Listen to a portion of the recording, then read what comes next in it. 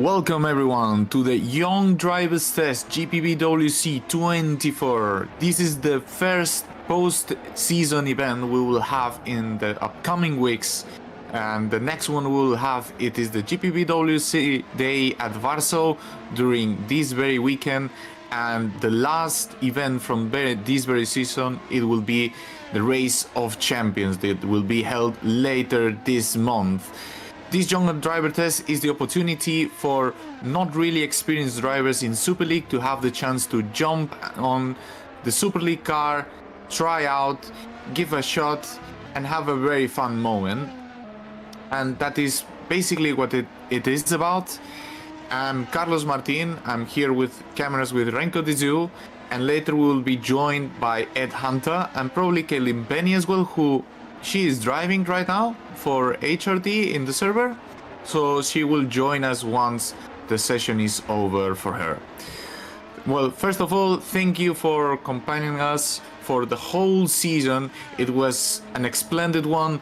We had a lot of fun, a lot of very special moments, and we definitely cannot wait to start the 2025 season.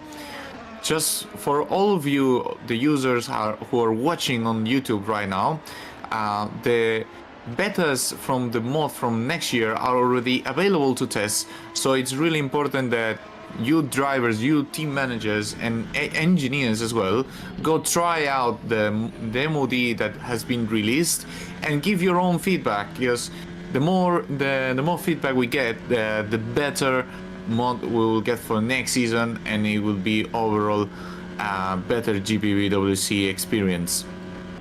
Right now we can see Alessandro Maggio leading the standings here in the Young Drivers Test with a 127.58, and that's a really qualifying lap from the Italian driver who has done an amazing season so far.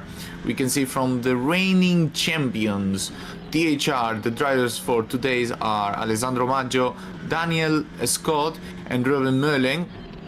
So we have one SL2 driver and two FS1 drivers, and then we see a variety of drivers that they have been driving in FS2, FS1, Academy and SL2, and then some drivers who actually didn't drive at all the whole season, like for example Cas Rietveld. He did only one reserve driver, but he was not one of the official ones.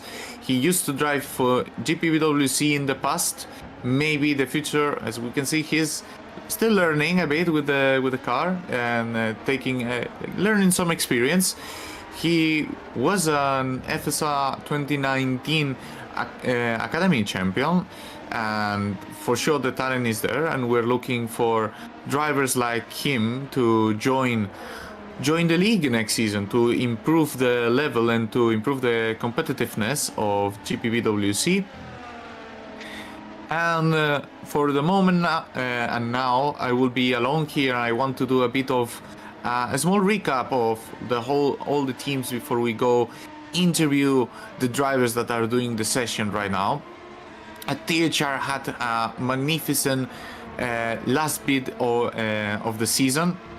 They performed super well the last 6 rounds, taking victory alongside their assistant team Nocturne. They took 4 of the last 6 events, taking Spa, Monza. They also took Singapore, and they took as well Austin. And their performance was so good that they were able to cut down the gap to Super Venturi and to overtake them, and to create even almost a full race gap to Super Venturi. So congratulations from the whole GPVWC community to THR, that they were the best team. And also as a manufacturer, which is also quite complex to be a manufacturer, it's very easy to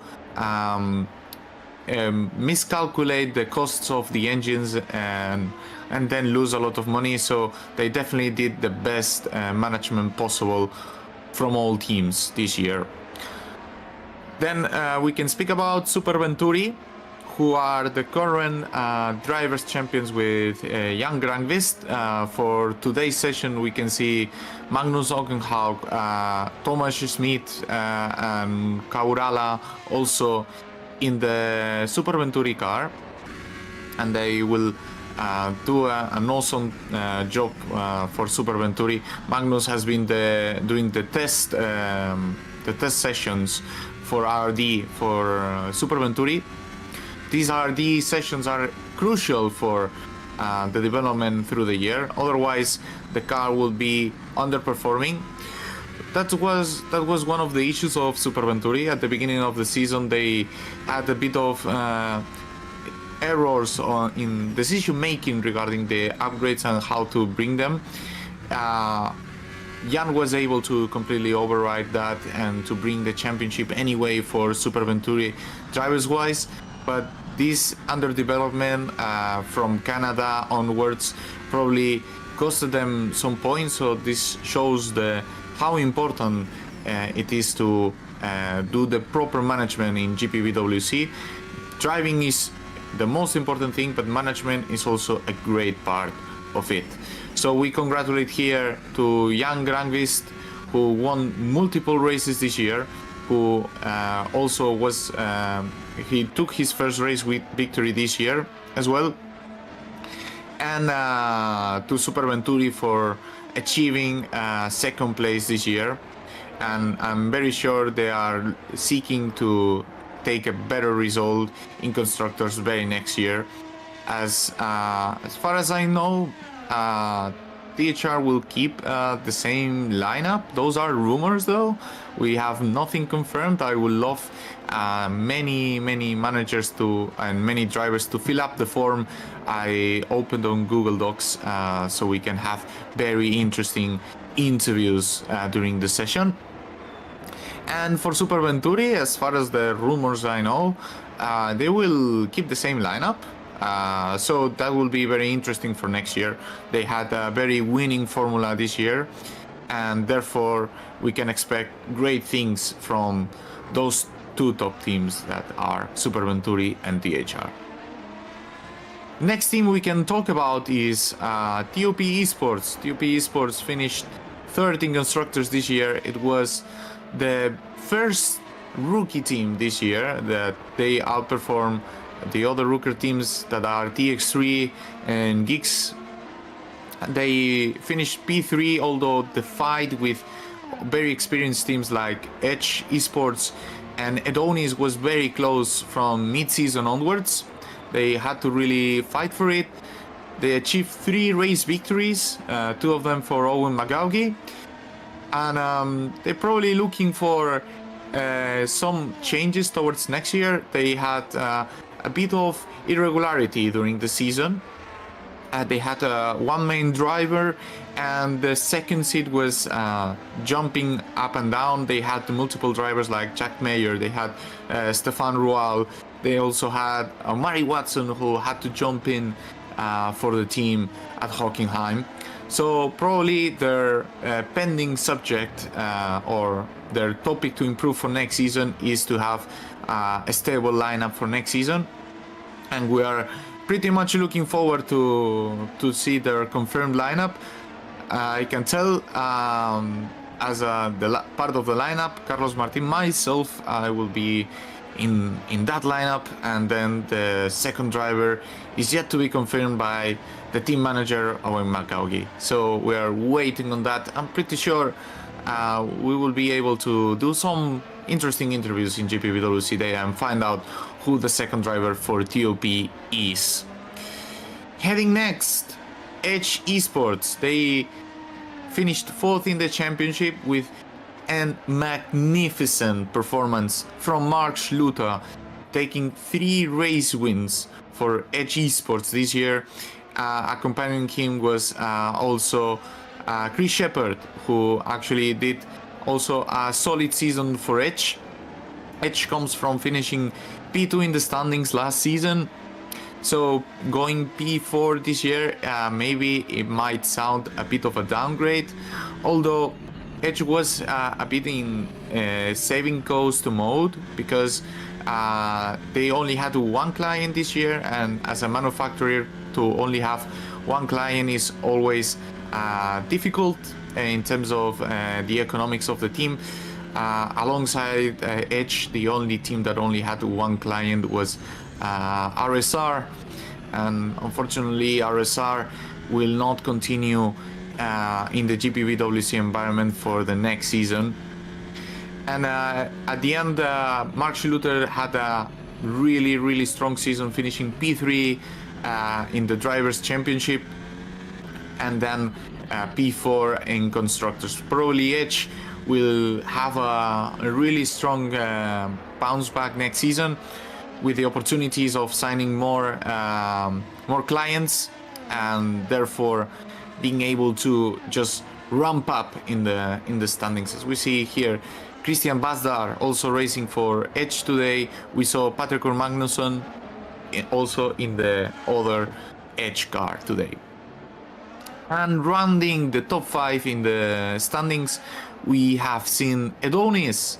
It was also another of the manufacturer teams, so we can see that there is a trend that the manufacturers teams are also the very experienced ones who are actually able to get really good results.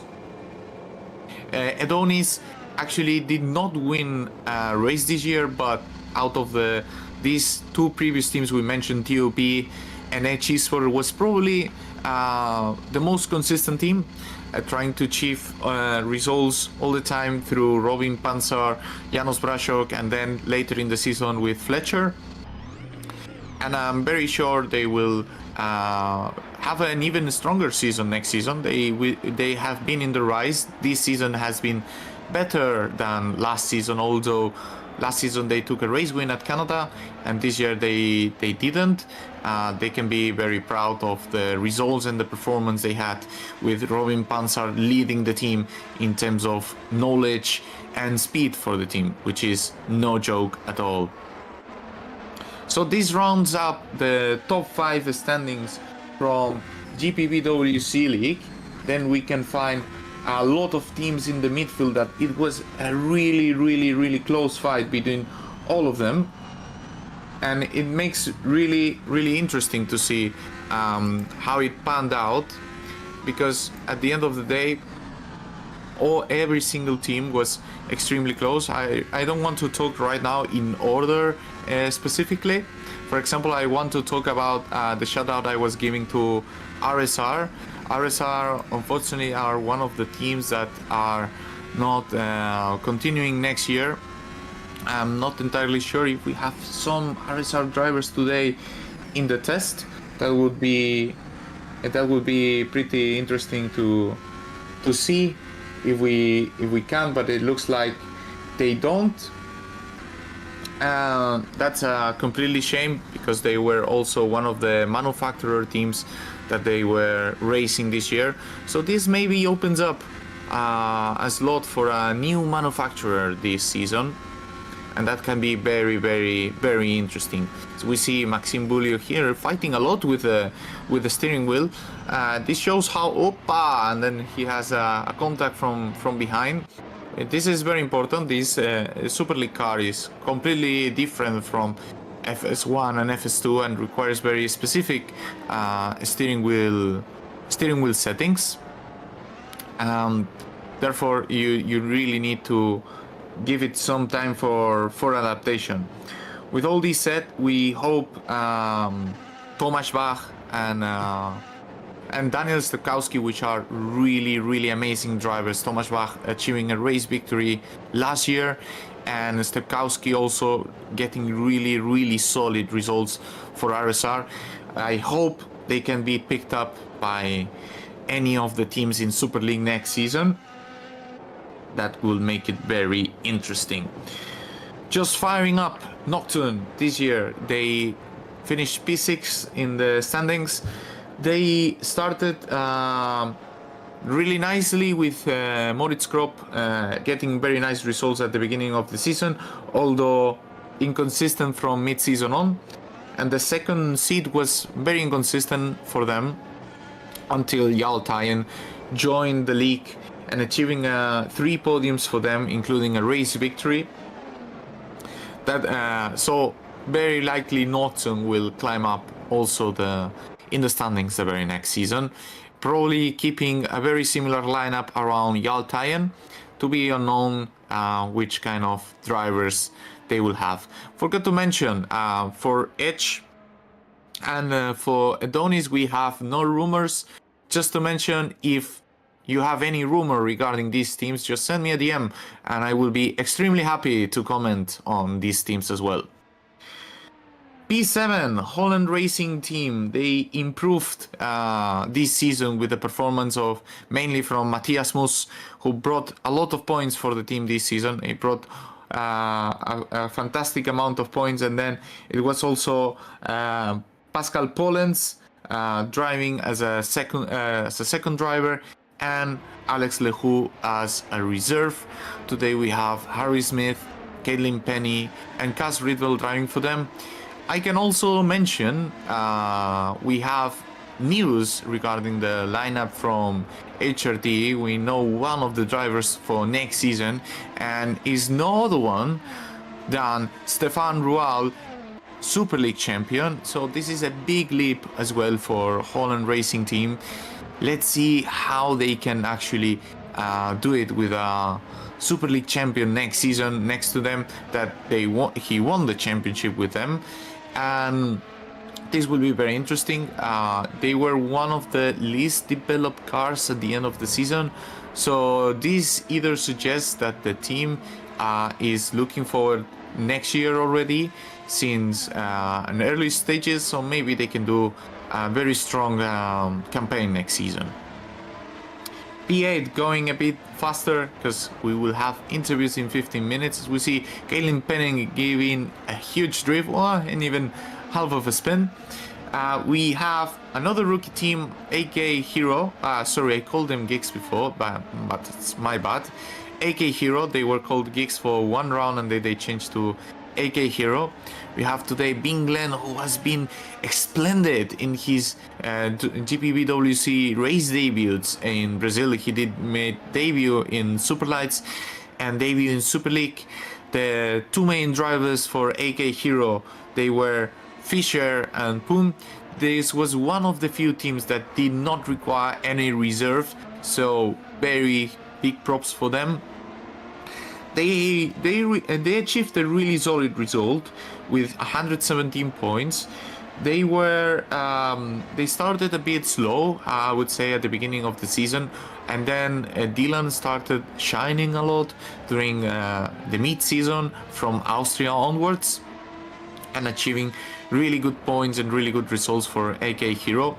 We also have Noah Tuamela today in the grid, and also, well, trying to find probably new track layouts for, and that can be interesting for GPVWC. Let's remember, today it is a fun session where no RD points and results are actually not really mattering, as we see some other cars also flying away from the track. And today is about fun and the memes and everything, and closing the season in the most fun way possible. And I want to congratulate them, because starting the season as a rookie team is never easy. You need to understand how many things work compared to SL2.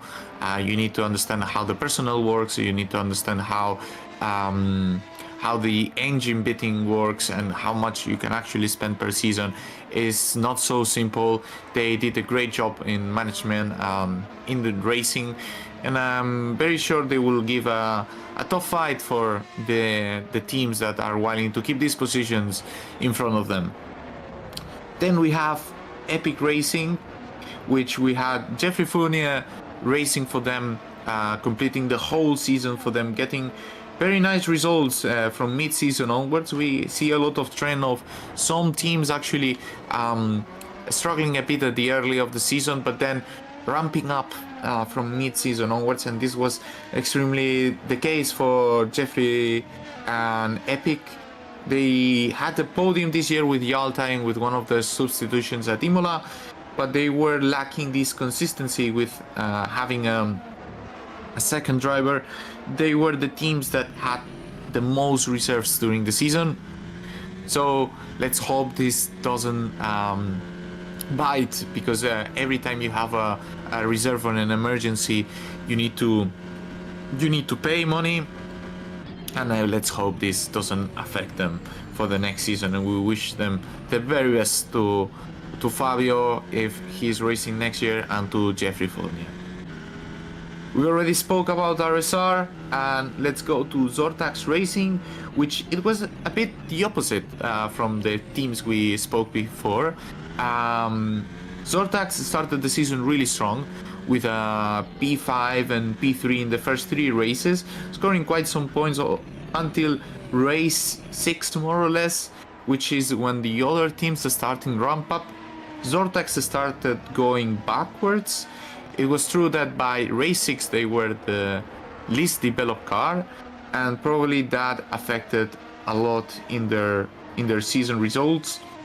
Mainly all the points were brought by Matthew Williams, with 67 points brought by him, and 66 points brought by him, and 3 points by Filip Puška. Let's see what the future holds towards this lineup. It will be interesting to see what drivers are actually heading into Zortax. I also have no info, so Florian, if you're listening to the broadcast and you mind to share me some info, I'm really looking forward to it. Then we have Green Stripes Racing in P12, and this year they had a season where Steen Hangraf could complete the whole season, and then Ruben Mechede actually did some races for the team, and then it was a mix of a lot of emergency drivers. Steen Hangraf started with some difficulties in the first races, but once the mid-season started, he was a regular point fighter, especially excelling in these wet races. Today we have Lucas Stein, we have Damir Kurako, Mateusz Pishan in the Green Stripes Racing, and Steen Hangraf, in a personal note, I think he did amazing. He had little resources to work with, and it is always very important to recognize when someone is working with these little resources, to be able to take the very best from it. And Sting brought pretty much a lot of points for the team, and they must be happy with him and his performance. And let's see how they can complement the lineups. I know some rumors from here. They were told me that they are seeking for a German driver next to Steen Hangraf.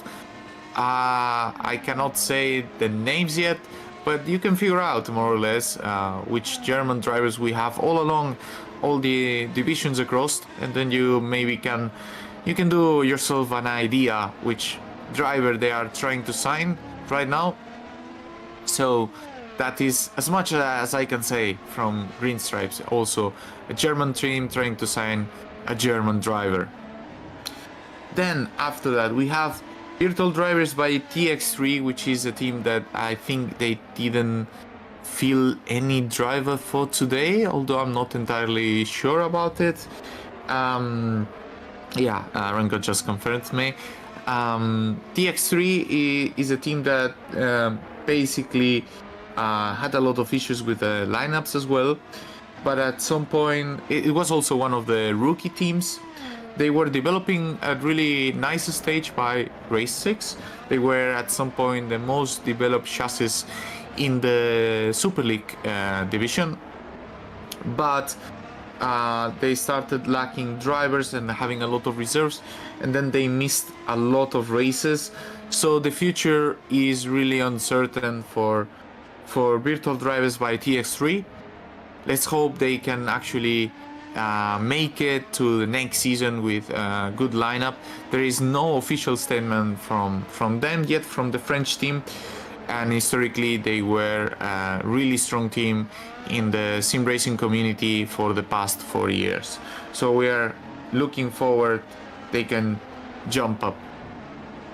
Then we have in 14th position with 9 points in the championship, we have Pescara ADG. That they also had very similar issues to TX3, trying to get reserve drivers, and their main driver who scored the most points for them was Zappala and Thomas Harvey. They were the least developed car from mid-season on, so performing points, it says very much from these two drivers that we were able to bring good points for the team, and being able to be ahead of a Stax Racing team that basically the driver lineup with the Stax Racing was Zoltan Zux and Istvan Single, and they were able to score 1 point. If I remember correctly, it was at Monza. Yeah, it was at Monza. And it was the last team in the standings. And today they have Justin van der Smissen, who was their reserve driver, if I'm not mistaken, for them. They also have David Devray, or Devry. I'm not entirely sure how to pronounce it, and sorry for that. If I do it with mistake, the free. And I'm not entirely sure if there is another driver today for Stax, but that's about it regarding the recap of the session. And now in 4 minutes we will have the very first interviews. For now we have we can start already with the interviews because I forgot to block the 2040 range, although there is nobody waiting for the wait for here interview. I will type it in the chat. Remember to. So we will interview the drivers that are participating in the Young Drivers Test, as well as many team managers that are whiling. I will bring Sting Hangrath to the voice channel. Hello, Sting.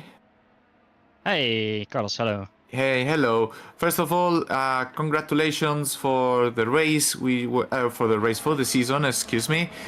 We were commentating that you brought quite some points for Green Stripes Racing, and which were mattering a lot in the Constructors Championship. Tell us a bit about your season. How did you feel it go, and what are you looking forward next season? Yeah, well, this season was quite difficult, also because primarily I was thrown into Superleague and thrown into the car basically very, very, very late. I had not heard of Superleague before until I think it was around late January or early February, and suddenly I had to drive here. So that was tough. I struggled in the beginning of the season a lot with the car, and the team struggled also with the car. So it was difficult finding a setup, but then it finally clicked around the time of the Austrian Grand Prix. Then also Dylan and so the AKA Hero cars, Dylan Fisher got really good results there. And then we actually found some speed, and luckily we were able to carry that speed over into the rest of the season. And then it resulted eventually with two P10 finishes in the two rain-affected races that we had. Yeah, your performance in the wet was amazing this year, and considering what you are saying, that you were thrown to, in the good sense of the word, to the Super League car, you did amazing. I think it's never easy to just being placed to the very best tier of GPVWC, and you did great. I was personally aware of this. How can we call it? Association or team? Not teamwork, because you are different teams, but you were working together, and I think it shown that you both teams grown together during the season, especially from mid-season onwards. And what are your plans for next season? Are you staying in Green Stripes, or are you looking for any other teams, or are you looking for any other divisions in GPVWC? Well, Grease Stripes was quite happy with me, and we are looking into how we can extend our working together. So, but nothing is confirmed yet. So we just have to see how that turns out. But they were quite happy with me, and we are already thinking about next season as well. Really nice thing. If I say your name wrongly, just feel free to correct me. I like to say all names correctly, so I'm just sorry. I'm not really great with Dutch pronunciation, so I'm very sorry for that. If you need a push them to sign you, hit me on DMs and I will push them to sign you. You absolutely deserve it, and I wish you the absolute very best for the very next season. Yeah, thank you very much, and you too. Take care, bro. Okay, we can head off for the next interview, who was actually the teammate who started the season with Sting Hangraf, Ruven Nechede. Hello, Ruven. How are you? Yeah, good evening. I'm doing alright, thanks. Good.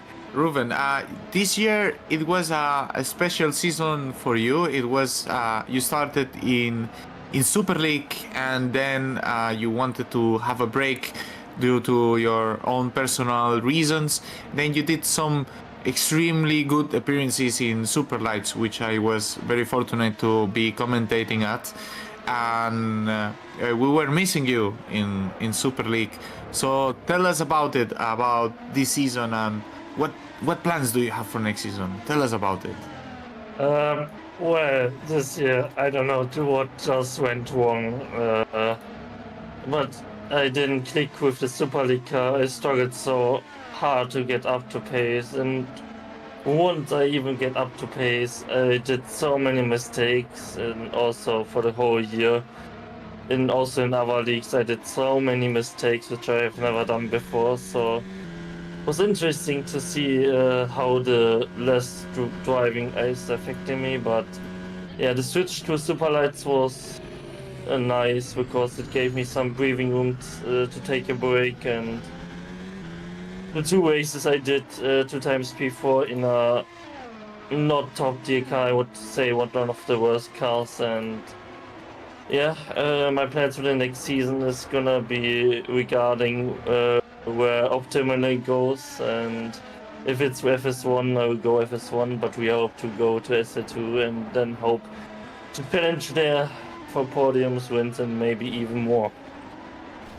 Yeah, I'm very sure Optiminal will be able to go to SL2. Optiminal is a very strong team which deserves to be reckoned, and I think it's very feasible that the jump to SL2 can happen.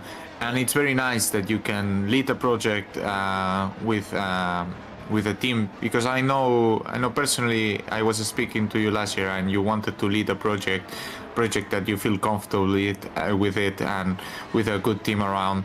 And with Optiminal, I'm very sure you will be able to achieve your goals, Ruben, and you absolutely deserve it.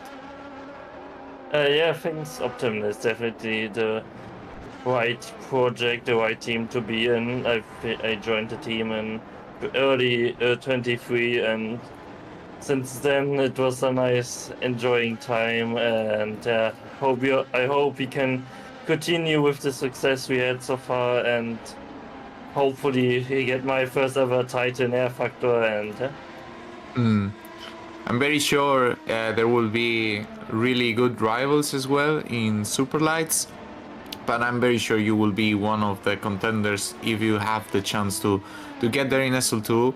But I'm very sure you will do. We will get that confirmed at GPVWC Day. Are you coming to GPVWC Day, you or your team boss? No. I mean, even if I had the money for it, I couldn't go because of school right now. And I think only some out of the Optimal, if we wanted to call it group, are going, like Matthias Maika or Magnus Ockenhaug, and yeah. Very nice. Or you will have team representation there. Thank you, Ruben, for your time. I'm not sure if Remco wants to mention something, or are you fine, Remco? Remco is fine, so all good. Remco is always fine. Yeah, Remco is always fine. Yeah, I agree. Remco is always fine. Take care, Ruben. Good luck for the next season, and chin up. Don't worry. We all have ups and downs, and maybe sometimes the ups are really long or the downs are really long. I'm very sure you will be able to achieve what you think you deserve. So go for it. Yeah, thank you very much, and enjoy the rest of the night. Perfect. Thank you. Thank you so much. Okay, we have the next interview, who should be Craig Patterson. Hello, Craig. Hello. How is it going with the Superleague car? How is it going, this experience with the most powerful car of the league, alongside Super Venturi? No, wait, Adonis, sorry.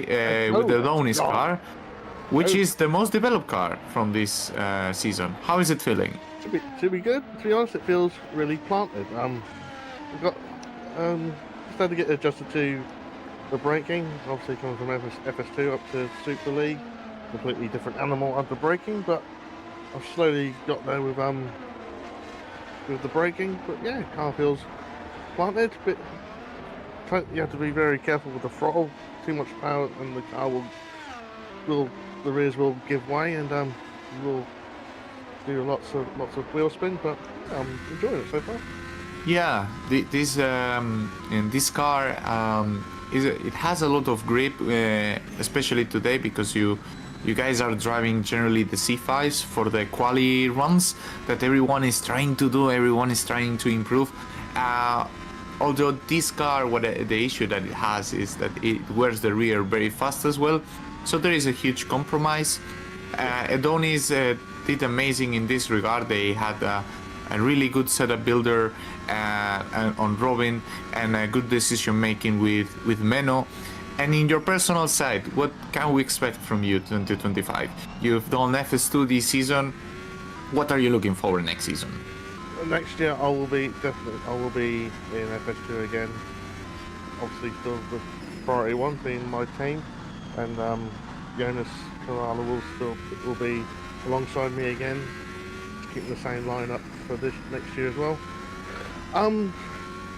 Next year, depending, obviously it's early days, don't know who's signed up for what team.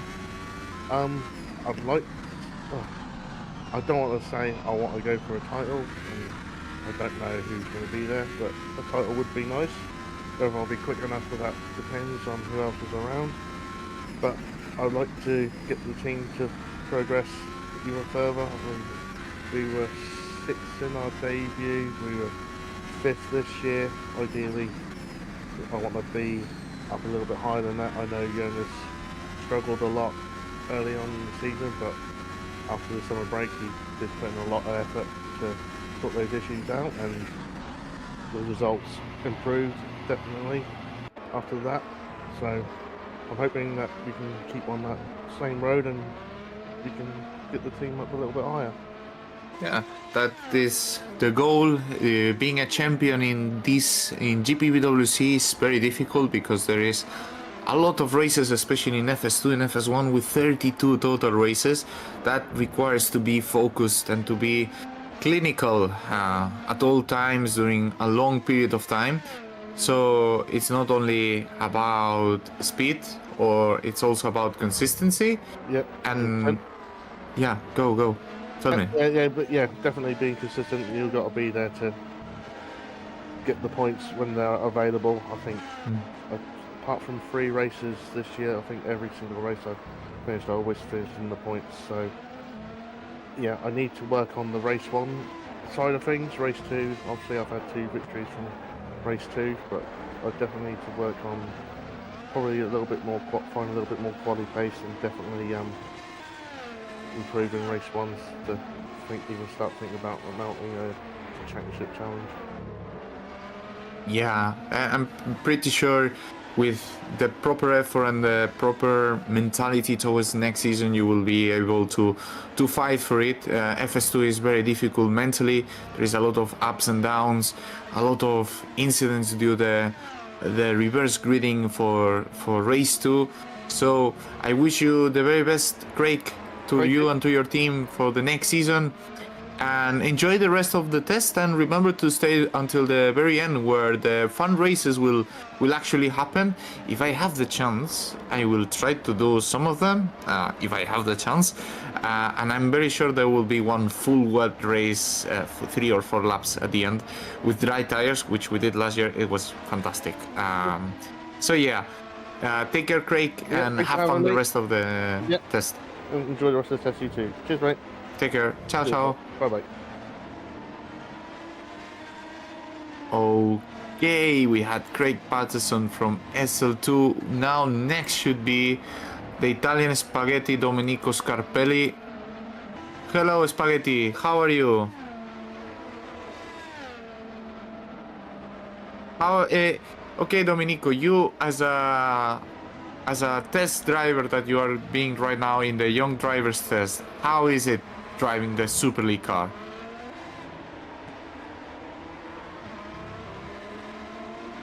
Well, I hope they provided you with the proper material for the young drivers test. You are currently, if I'm not mistaken, P15. Are you happy with that position? No? You can improve. Don't worry, you will improve. You still have 1 hour to go to improve the lap time. You're driving that 54 car, which is from your Spanish brother. So I hope it fits well. It feels you fit well in the sitting position. Ay. You naughty boy. Okay, so you as a manager of Apex GP, what can we expect from Apex GP next season? Most likely keeping the same lineup. It's an announcement inbound, but we'll see. It will be announced after GPV Day though. So you are keeping Oliver Taras and Jasse Latinen. Yes, I will. This year you finished P3 in the standings in FS2 as a constructor. What are your expectations for next year in FS1? I think we can fight for the title already. It's Don Vincent. You think you can fight for the title? Okay, so what is it changing for next season that you can fight now for the title? I mean, the drivers have been improving since the whole season. Oliver proved a little, to everybody already these final rounds of the FS1 season, of the current round. And he showed a lot of progress and also confidence with his driving, something that was clearly missing in FS2 with all of his race tours, as he was crashing basically every race. I mean, most of the time was not his fault, but he was really unlucky. He started actually finishing race tours in FS1 and getting some good podiums for Lunar as well. About Jasse, we'll see soon because he's gonna come back in December. But those breaks that he had he never lost his pace, if you can say like that. When he had time to do a couple of laps together, he was already there pace, so I think we can do a lot next season. Yeah, that's probably the reason why you're one of the very strong lineups for candidates for FS1. We will need to see in the GPVWC day if the team is actually promoting to FS1, but I think it looks very good. It looks like a good opportunity. I know some insights from FS1 lineups, and I know I cannot say because they made me promise to not say, that a certain one country team will be able to challenge you. It will make the fight very, very interesting. So I wish you the very best luck, Domenico, and a personal thank you from my side as a driver and as a friend, because you helped us a lot during the season, and you personally helped me a lot during the Canada Grand Prix, which I personally won. And I want to give a good shout out because Domenico was also a great engineer during the season. So thank you in all regards, Domenico, and the very best of luck towards the next season. Thank you, Carlos. Take care and enjoy the test. Remember there are races at the end, okay? Oh, yeah, yeah. Muchas Take care. gracias. Grazie mille. Okay, so we can head to the next one, which is Joshua Dexter. Let me drag him here. Hello, Joshua. How are you doing so far? Good, good. How are you doing, Mr. Martin? Well, I'm doing fine. I'm having a lot of fun here interviewing people and trying to get info for next season. So, how is the test going so far? How is it feeling, the Superleague car? It feels like a Super League car, to be fair. It's, I don't know. I'm still trying to get to grips with it a little bit, but we're getting there eventually. Yeah, well, if you need any help, maybe I can give you a hint or two in the DMs. I've got a tiny bit of experience with this car, so maybe I can help you out if you need it. Tell us a bit, how do you reflect in this 2024 season you had this year?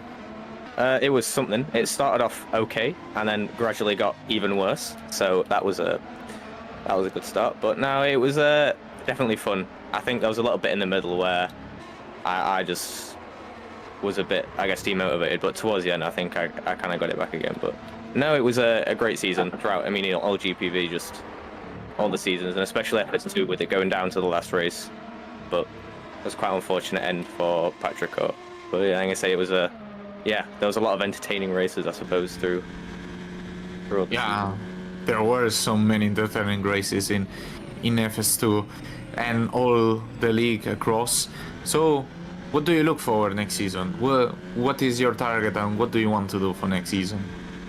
So next season, the target is to be a team owner, but there's been a few, I guess, roadblocks in the way which might have scuppered a few things, but we're gonna hope and pray that it doesn't do too much. But if not, this is because one of the things that I had a slight issue with, I don't know if I will be able to drive.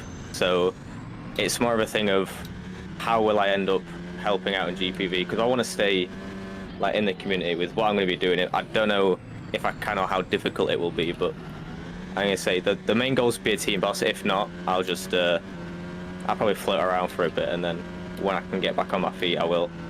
But Well, if you need any help, just ask me around and maybe I can help you out with anything, and I'm happy to help anyone that requires it in GPVWC in any manner that is possible.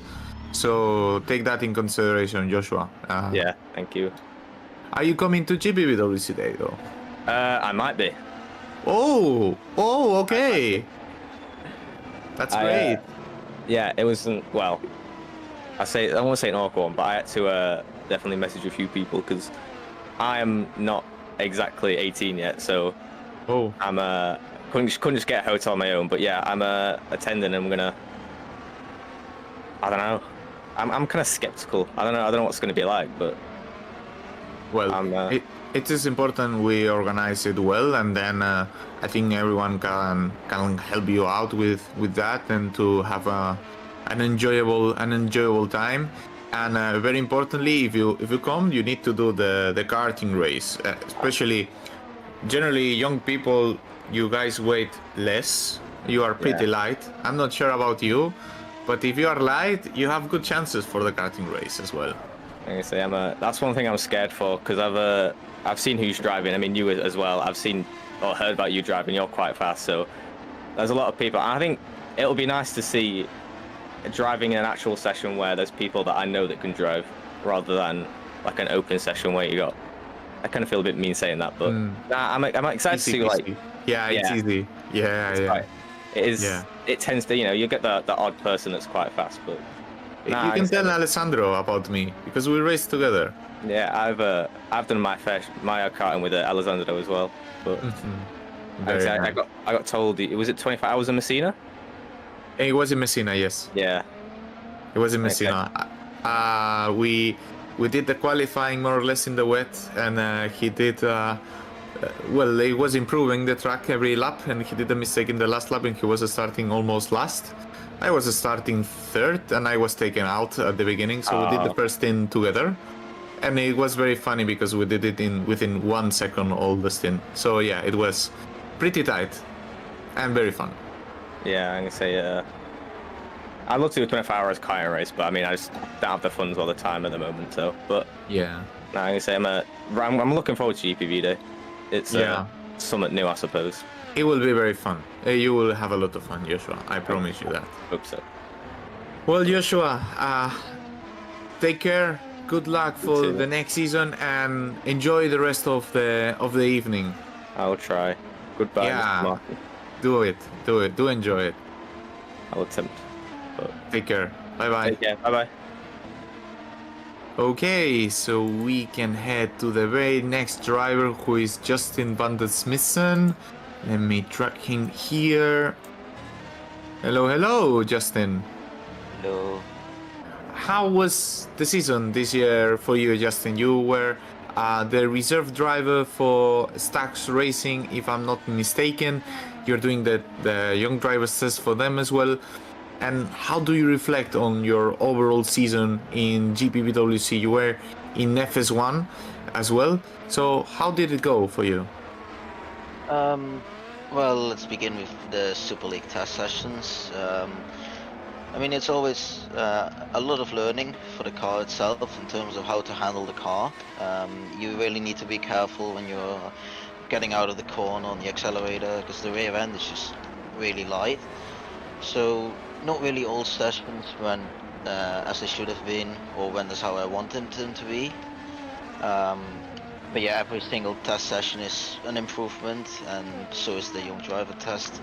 Like just driving the car, getting to know where the limit is, and preparing myself for next season. Yeah, overall FS1, let's just say it's a season to forget, and not really something I would want to keep on talking for the upcoming years.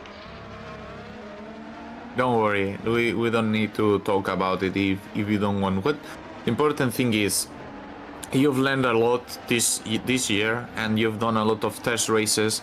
That is very valuable for the SL1 teams, and all the SL1 teams actually look for this kind of reserve drivers. So I think you can make a good name within the SL1 teams as a reserve role, but most importantly as a primary role, as your racing day. What are you looking for next season? Well, I believe for next season, depending if Stax has entered the car for 2025 again, I probably will stick as reserve driver, and for a primary seat next season, I decided to stay with BMS and Edits together with David. Yeah, for David it was a valuable experience this year, being new into the whole Africa 2 world and GPV. Whilst I didn't really have the season to enjoy, with quite a lot of bad luck, mistakes and stuff. So we decided together with the team, we have opted the position in FS2. So right now we are just waiting for the GPV day to know if we are on the FS2 grid. In the FS2 grid, so you're looking to move down. Yeah, in move the... down the class. Because that would be a bit easier for David to get himself into the into the groove, into the feeling in terms of the racing. He did a solid job this year, but also for me, I need a season where I can sort of relax a bit and clear my mind a bit of all the mistakes, of all the stupid things that had happened in FS1 this season. I think it's important to have like a open mind and a free mind when the things are not going well or not as expected. It's very important to what I've learned over the years with, for example, Jake Denehan or even Owen or other drivers. Alex Lehoux, for example, I can put as a best example. They just let themselves out, and regardless of the result, they try to do it with the speed. And if they crash, they crash, but at least they get this learning experience with the speed and getting used to be on the edge. So, and just free yourself from any pressure, Justin, for next season and for the upcoming races. Just go enjoy, try to find your limits all the time, and regardless of the result. I think that is the way that you can, guys, find more speed and then get the results you actually expect. Yeah, I think that's one of the reasons we opted for the move to FS2 as well. Just like, yeah, for David to get himself a bit easier into the rhythm and get himself a bit familiar with the setup works. And yeah, for myself, just to get my mind off a bit, having a season where it's a bit more like relaxed but still competitive, because that's one of the things that I really liked about FS1. The field was really competitive the whole season, but it's just all the things that had happened in the season is just like hitting you all at once, and even though you try all your best efforts and for your feelings you're on the absolute limit, and then you're still P20 or P18, and you're like, where is that time in? Because sometimes me and David, we both set a lap time which was really on the limit, and we didn't feel like we could improve easily. And then in the race, just absolute carnage, or some stupid disconnect in Spa, for example, on the formation lap. Like, we were starting right in the midfield, and just small things like that, they all like coming at you as a big setback. I understand. Justin, just try to be strong, because I know for a fact this is very difficult mentally, but once you go through it and you get over it, and you will, guys, get the performance you actually want. So I wish you the very best of luck to you and to David for next season, and I hope you can race in the division you actually desire. And you have my support for next season. Thank you, man. Take care, Justin. You too. Bye bye. Okay, we have 3-minute delay. That's on my bad, but I think we have time for more interviews. Let's drag Harry Smith in. Hello, Harry. How are you doing so far? I'm alright, thank you. How are you? Well, we're doing great here, having enjoyable time with the interviews. How is it feeling, the Superleague car, compared to the FS1 car and the SL2 car you actually drove this year? I don't like it, to be honest. I think out of the three, I mean, obviously I have the most experience in the FS1 car, but I think I would have liked to have raced the SL2 car more. But I've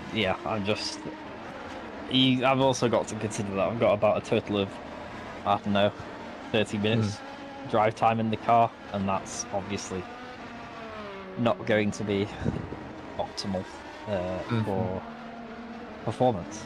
But yeah. So what exactly you don't like for the Superleague car? It's important to hear from the feedback from the drivers. What do you think it is a good addition for next year's car? That's a tough question, to be honest. I don't know. I'm just sort of having trouble sort of feeling the car properly and sort of what it's doing. I don't necessarily think it's I think it's more of a me issue rather than a car issue, to be honest. Well, step by step, boy. Don't go too fast either. Is there anything you want to reflect of the current season right now, or do you want to speak about the next season? I'm happy to talk about the season just gone. I think, personally, I think I probably should have done a bit better. I think I have shown that I can be better than I was in some races. It was whilst it was consistent, it was also very up and down. I mean, there's a few mistakes along the way, and there was races that I couldn't really have done much different than what I did, but equally, I would have liked to have been a bit quicker in terms of race pace, to be honest. I think my qualifying was solid, especially at the start and the middle point of the season. At the end, it just sort of, from Monza onwards, it just sort of fell apart. Some of that my own doing, some of that was out of my control, but you have to reflect on the stuff that were in your control. And could I have done more? Yeah, but equally, when I compare what I did this season to the 4 races that I did in 2023, then it was a clear improvement. So just have to hope for more of the same in the future, I guess. Mm-hmm. But that'll only come if I work hard. So I think you did awesome this season. I think you need to be able to value the results you got. You achieved a lot of podiums and a lot of good results and good points for your own team, who was able to fight until the very end for the Constructors' Championship. So it shows that you did a very strong season overall. And it's also good and fine to actually believe that you can do better and more options for next season. So that is good heading for next season. Where are you looking to race next season? Well, I think ideally it's going to be going up to SL2. I enjoyed the 2 races that I did in SL2, and I think I showed, especially in Barcelona, what I am capable of in SL2. But equally, that door's not completely closed. I don't know what could happen between now and then. The cars might come out and I might just completely disagree with all of them and not want to drive, but I think that's quite a low probability, but we'll see. There's still stuff to be decided, and there is options available to me. Okay, options. Interesting. So maybe you're leaving Netrex for other options. I mean, I wouldn't say leaving Netrex. But you have your own team, so Yeah. well, maybe you go to your own team and to lead your own project. Maybe. Oh, maybe. Interesting. Thank you, Harry, for the interview, and big congratulations for the season, for finishing second in Constructors. It is something to be reckoned, and it's very important you value it. So enjoy and be proud of it. Thank you.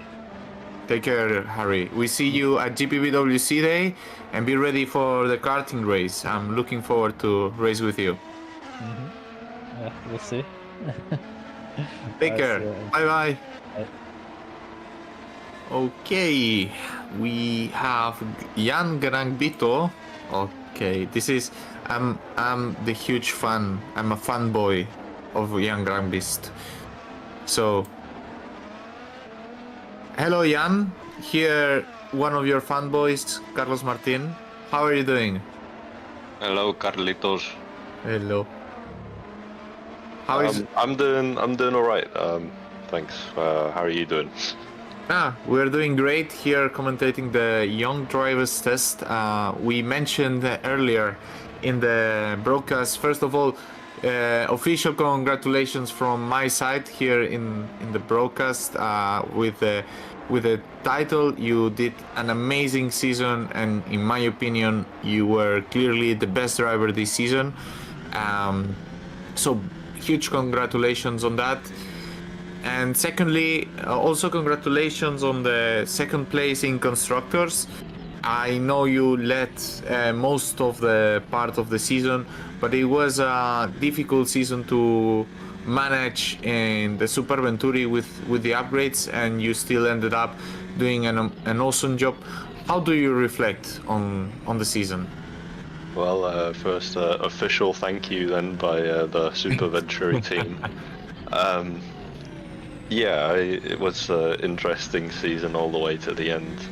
With the Constructors' Championship obviously culminating to the final 2 rounds. We weren't quite able to secure it with all the tools that we had in our hands, which is unfortunate because I think we definitely had the potential there. But, you know, sometimes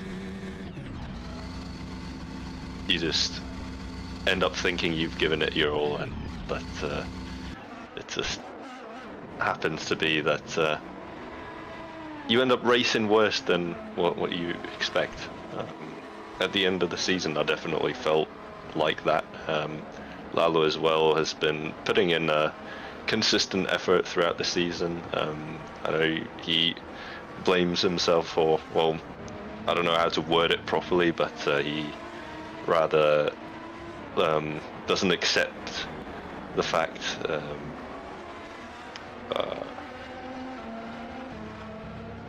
that he's, even though in my words he's been doing a good job, he himself is frustrated as well a little by the fact that he can't compete in the same positions as last year. But well, he's not too on the down though. I think we're both quite glad that we've managed what we have this season, and we're both happy with that.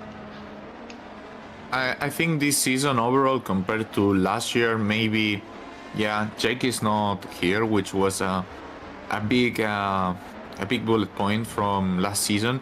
But I think overall I would say like the upper midfield stepped up a bit compared to last season, and that's why maybe some drivers that belong to that upper midfield, maybe they found more variability in their results, and that's where probably Yuka-Pekka is actually racing in this upper midfield.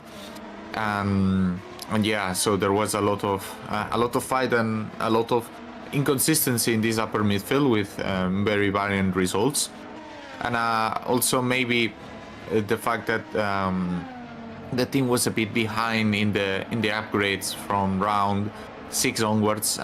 Also, well, affects to the confidence that one has with the car compared to the others, and that was probably very difficult to manage. But I think overall I agree with you, Jan. I think he did an amazing season. He's sure he can do better, and I think he can do better as well, and he has the opportunity to show it next season as well. So all good on that. Question is, I guess, well, my rumors, I have a notebook with rumors. Super Venturi is keeping with the same lineup. You, as a team owner, are you willing to confirm that today? Or are we waiting? Well, what can I say? I have the freedom of any choice of words to say here. I'm the team manager. It's hard to say what we'll realistically be doing next season. There's a lot of real life stuff that I have to take care of, and the plan is to at least compete in a handful of races next year. That's how much I'll be willing to confirm. But honestly, there's a really big chance that I'll try to find a second driver to fill my seat for most of the season, if it comes down to it. So yeah, I think from some people's point of view, it's unfortunate. Yet again, another Super League champion is going to kind of step down, or let's say go from competing the full season to then not really competing for the championship. So, I mean, I would compete the whole season if I could, but honestly, it's surprising how much time this league does take away from you, with a race roughly every 2 weeks, all the practice and the preparation. You suddenly find yourself with, even with minimum prep, you'll be at least practicing about 2 days prior, and so that's already 3 days away from a week. So yeah, that's my excuse. Likely we might not see a second championship hunt from me in the next season at least. Yeah, well, that is the beauty and the not so beauty thing of GPV, right? When the level increases, then the amount of time required also increases, and therefore this commitment is more important. And I fully understand that, although I'm still a fanboy of Jan Garangbito, and I think even with one day he can contest for the championship. So I encourage you, as long as you have good energy and good motivation to keep going, because you are fantastic and you are the current best driver by a country mile, in my opinion. And yeah, we will be happy to see how it unfolds. And take care, Jan. We will see you in GPVWC Day. So, and you will do karting as well, if I'm not mistaken. So you can have another race win this season, besides also Race of Champions. So let's go for it. Yep, and also don't forget to glaze Tom Stevens just as much as me. I don't think I deserve all that much praise, to be honest. Well, we can glaze Tom Stevens, but, there. He's pretty light in karting, so we will have an issue with him. We will have an issue with him. You think? So, I think we're all pretty light. No. I'm a bit. I'm light. 82. You're 82. Damn. Okay. Yeah, I'm 65.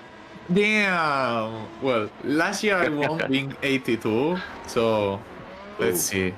Hill versus White. But you have a lot of experience in karting as well, so I'm very sure you will do awesomely well. And you are probably, being 65 kilos, you will be the favorite for once again. Oh no, don't make me the favorite, please. Yes, I will do make you the favorite. Every time I made you the favorite, you won. So The pressure. Thank you, Jan, for the very honest interview. Take care. I'll see you on Friday, because we're sharing a partner as well. Take a lot of care. I see you as well, and also well done to you this whole season in TOP. So congratulations goes both ways. You did well, mate. I did fine, I think. It was fine. It was one lucky race, I would say. Don't be so modest. Yeah, it was a lucky race. Take care, Jan, and enjoy the long rest. Cheers. Okay, sorry for the delays. It's always a good chance to pick the champion. I'm gonna pick Osama Nani. I think he's deafened. Hello, Osama. How are you doing? Hello. How are you? How's everyone doing? We're doing great. I'm sorry to drag you a bit late. How is the testing going so far? How are you feeling this Super League car? Surprisingly, the car feels really good. I think I'm lucky this season. Like, I drove all the cars, FS2, FS1, Super League, and Super Light, even though Super League was just a session. Between all the 4 cars, I feel like Super League is easier to drive. I think this is the credit to you also goes for the setup. But yeah, so far I'm feeling really good, and most importantly, I'm having fun. So yeah. Well, that is what the test is about, to have fun and enjoy a lot. Well, the setup we provided you is not even ours. I was I was actually surprised how stable was it, and I was like, okay, I just don't even need to do too much on it, and yeah, I just stick to it very well, and that's how it goes. So far, what are we expecting from you next season in GPVWC? I think a full season seat, I think it would be very unlikely, although I've had like talks with a lot of people about this, and for me, GPVWC is a project. Like, it's not like 1 month or 2 weeks, whatever. It's like 1 year of preparation and talking with people, contacts. 'Cause you can't do this alone, and you need a lot of people to support you. You need to have a great team. Like, I've tried a lot of races, and you really need a good setup, good understanding, and practice buddies at least.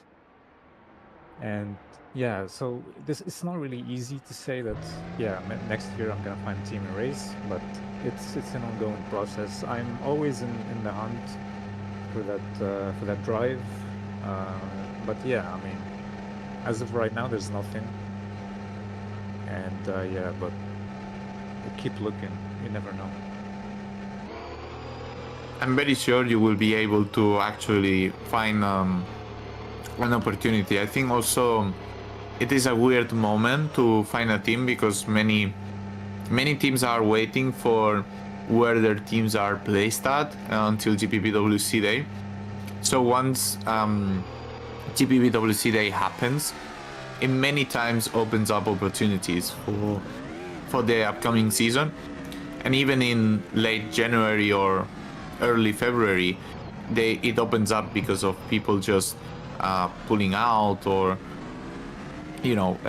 many things happen, and then chances appear. So I would suggest you to keep trying for it, and then you will you will find a good spot. And then you're right, with being within a good team, it helps a lot. The season is really long, and then you need to keep up the pressure very hard during the whole season, and it's easier if you have people around. So you're very right on that.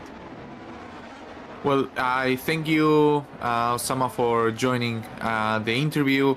I hope you the very best for the rest of the session.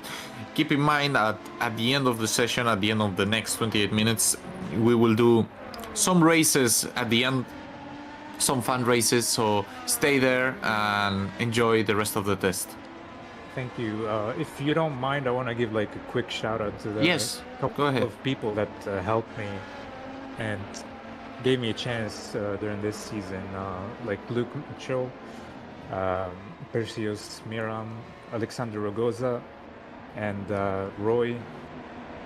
Big thank you for them for trusting me and giving me a chance to drive this year. And yeah, thank you very much, everyone. Great shout out, Osama. Take care and enjoy the rest of the session. Thank you. Bye bye. Okay, now we can bring in Alessandro Maggio. Let me track him a moment. Ciao Alessandro, come stai? Alessandro, are you there? Hello? Yep. Yes. Can you hear me? I do hear you now. Nice. So, how is the session going so far? You are P1, you're comfortably with 7/10 lead right now. How is it going? Pretty okay, pretty chill. I'm not very bothered by the others, although I'd like to have second gap. That's more comfortable for me. Although, yeah, I'm finding myself pretty okay with the car. I quickly found a way to set up the car this morning because I hadn't driven it in quite a while. And yeah, so far I'm doing good. This morning even, wow, that's a nice commitment for the young drivers test, and it shows how how can I say it? I have the Spanish word, but right now, impetu, it would be in Spanish. How strong willing, that's it. How strong willing you are to get results and to, even if it's it's an official session, but it doesn't collect any points or any RD. It shows a lot from you that you actually want to perform in these sessions. So Alessandro, can you reflect us a tiny bit on how the season went for you this year? Yeah, let's just say it wasn't really up to standards. I was hoping for a top 3 finish at the start of the year, because I knew that I had very good rivals against me, but yeah, I mean, I couldn't find myself with the car. We had very little amount of practice all the way through the season after Australia, and that was always kind of on my own, except for when Joseph could actually practice because he was pretty busy, and we tried to help each other out quite a bit.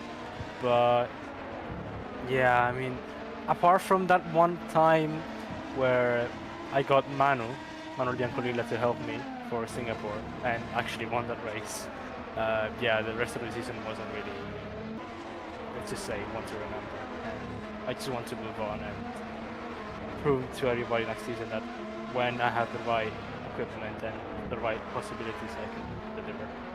Mm-hmm. So, what is it you mentioned now, the right equipment? So, what is it gonna change next season compared to this season? Hopefully, we're gonna have a bit more backing at Ballet Esports, and by this I mean that we're probably moving up to Superleague. So that means that we're probably gonna find some, partners to work with, both with the manufacturer side and probably setup-wise. That doesn't mean obviously that we're gonna work with other teams necessarily, but if we do find the chance to, we might. Although I'm pretty sure that we could theoretically have Biancolilla as one of our team members to help us out during the season. Interesting. And yeah, so far I can say that the application has been sent. It's gonna be me and Sergio Fletcher, who's been doing great lately. He jumped in the car very late in the season and was immediately off the pace. And yeah, I'm very proud to, keep our journey through from FSR to GPV. We always want to push each other very, far and further away from the rest and be, the top guys, but it's always very hard when you have such high-level competition. Yeah, the GPVWC has stepped a bit this year in terms of the higher part of the field, and that makes things very interesting. I shall say that Sergio was not willing to say where he was heading next season, but we kind of all knew. He likes to be too secret and too much hype. We all know. There's no need to hide all this. And it will be interesting to see what kind of association partnership you guys can get, because as you mentioned, it is a very high level league this year, and probably next year it will be even higher in SL1. So fighting for these spots in the top 10, in the top 15 will be even rougher. And as a new team Ballet it will be important that from the management point, no mistakes are done since race 1, because I remember there were some mistakes made in race 1, and because they are more difficult to they carry over the mistakes more in Super League than in Super Lights. So I wish you the absolute very best to you, Sergio, and Masi, and let's hope you can get this application done for Super League. I'm very sure you will do, and I wish you the very best. Thank you very much, Carlos. Any shout out you want to do, Alessandro? Any shout out? Yeah, any shout out you want to do? Well, there's one that I've been willing to do for a while, which is my grandpa. He's been following me around everywhere I go, in karting and sim racing. He's always been supporting me. Wanna do it in Italian? Do it in Italian if you want. Nah, it's fine. I'll do it in English. Okay. I want everybody to understand how much he means to him. Mhm. He means to me. Sorry. Yeah, it's emotion. Sorry. So yeah, I actually started sim racing because of him. When I was 4, he was playing R Factor 1, and he kind of introduced me to the sim racing world. And since then, I've always tried to, find new ways to entertain myself up until 2019, where I actually joined my first league in R Factor 1 because I had limited, let's say, resources because my PC wasn't very good, my wheel wasn't either, so I did what I could, but finally in 2023 I got a new PC and started sim racing on RF2, and it's just incredible to think that all of this has happened because of him. I'm so grateful to have him in my life, and yeah, I hope it lasts a lot more. Yeah. Than this. It's important to show love to your family and to your friends and to everyone. This is one of the most important things in life, and this is the most important thing to understand. So, Alessandro, good luck for the very next season. Enjoy the rest of the session, and if I have the chance, I will try to participate in these fun races if they allow me to. I think they will allow me because I've been commentating this young driver test for quite a while my own. Now I see Edward is here, so probably he will be able to carry the commentary for the fun races. But thank you, Alessandro. And on a personal note, take care and enjoy the next season. It will be very hectic for everybody, but I wish you the very best. Thank you very much. See ya. See ya. Now we have 2 interviews remaining. One of them, Vincent got, who is actually not driving in the Young Drivers Test today, but he actually booked a spot for the interviews. Hello, Vincent. Can you hear us? No. I'm assuming that's a no Okay. then. Right, I can Okay. pretend to be Vincent if that's helpful for you, Carlos. I can say very weird things if you are Vincent. So, okay, Vincent, can you hear us? Yeah. Okay. Hello, Vincent. Yeah. Hello. Okay, so do you want to reflect a bit how the 2024 season was for Spark Racing, the first season ever done in Superlights for your own team? It was overall pretty good. P2 understandings. By quite a margin, although also the 30 Formula there's a quite big gap. But yeah, we've got a win, a few podiums, a lot of good results. Yeah, pretty good. What can we expect from Spark next season? What are you guys looking for? Oh, wait. Why are you laughing this much? Ooh, do you have some secrets you don't want to share? Secrets. You know. I know, but I want yeah, you to you know. tell it. The plan is to go up to Superleague. Ooh, interesting. Spark moving over again. Some consecutive years already moving over again. So I've known that Jack Mayer announced by his own that he wants to take a bit of a rest from league racing. Probably coming back in the future, he wants to find joy again. So if Spark is promoting, what lineup can we expect from Spark next season? For that you have to wait a bit, but we have already said that. Merde. You're Spanish, not French. Exactly. You're Spanish, not French. Okay. Well, I mean, we will need to wait then, and that's an interesting thing. But are we expecting you to drive in Super League though, or we need to know as well what is your destination as a driver for next season? Like I said, you have to wait a bit for the lineup. Yeah, but I'm asking about you and not about the lineup. So that means that you are related to the lineup. Leaked. Yeah, bad Leaked. poker face, but. Vincent's always in the yeah. lineup. There's no prizes for guessing that. Detective Carlos. 2022. You never know. I wasn't around in 2022, so I don't care. But I wasn't driver for Yeah. my team in 2022. That's, Well, you had a year off. Jack's having a year off. Who cares? Fun fact: if Bach makes it to Super League, every team I drove for except the first one got promoted. Last year my own team, maybe this year my own team.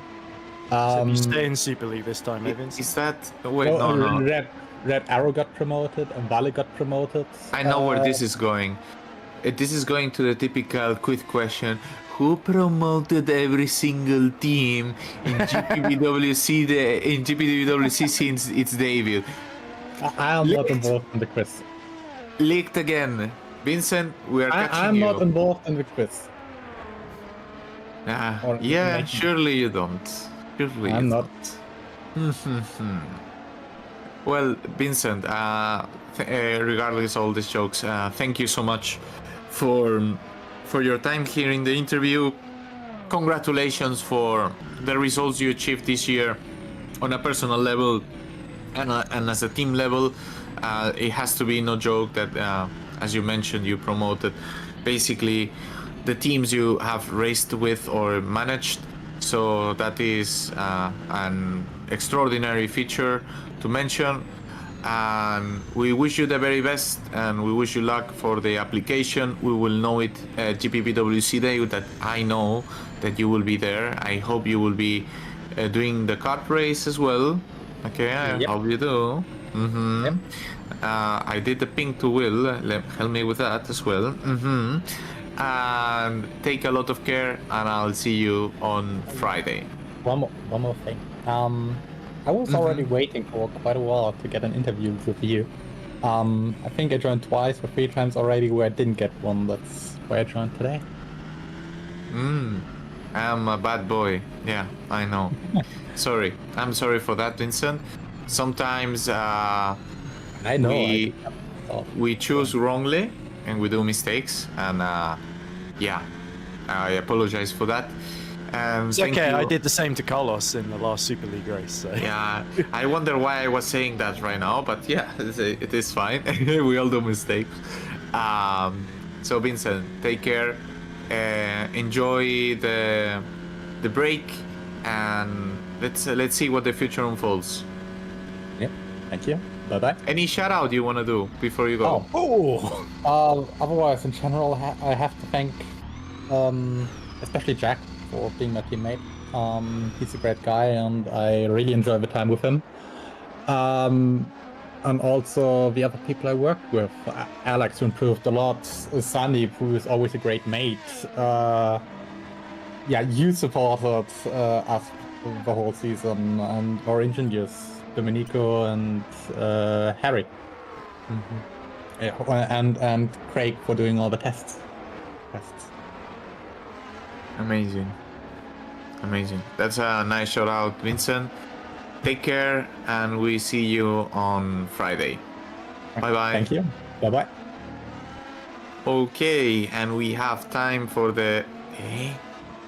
They are trolling already in the Excel sheet. I asked specifically to not troll. They added Jake Dennehan. There's no way we do an interview to Jake Dennehan today, because I don't know think Jake ever does interviews. Like on FSR, they have to drive him kicking and screaming whenever he gets on the podium. There, somebody goes well off track at the penultimate corner. Yeah. Well, we have the last interview, who is Magnus Okenhaug. Hello, Magnus. Can you hear us? Yeah. Hey, Magnus. Hello. First of all, sorry for the delay in the interviews. That is entirely my bad for going a bit longer in the other ones. So far, how you've been doing the RD tests for Super Venturi this season, so you already know a bit the car. So how how did it go this season regarding the test session? Did you enjoy the car? Was it difficult to keep the car on track? And furthermore, how do you reflect on your primary driver season in FS2? Take like the R&D testing first. Like at first, like overall, I found it quite enjoyable, and it's also a new experience. It's also nice to contribute to like Jan's R&D progress and like help to develop the car. And as the season progressed, like I didn't find it boring, but like I find it like time consuming. Like I felt like towards the end of the season it was more like sort of this motivation slightly dropped towards the end of the season. Like a car is not really hard, or like it depends on that track. And also I'm quite picky when it comes to like setup preference. Like I like a car that has a stable rear end, and so it was more like track dependable, like if the session was enjoyable to do or not. But I had some good coaching with like Menno Klont beside me who helped me to keep the spirit and the motivation up during the sessions. And there's been some sessions where the amount of laps didn't go as expected or wanted, but it is what it is. Like, and also I will, yeah, as Jan knows, I will not continue doing the R&D test next year, but I'm happy to be given the opportunity this year to try something new. And if you're talking about the FS2 season, I'm quite grateful for Remco that he gave me the opportunity to race in FS2, as my main goal this year was to get my first race win, and I got 2 in the end, so I can pick that one off the list. And the other one was to improve my point scoring, like total point score from last year, and I also improved, getting more points this year compared to last year.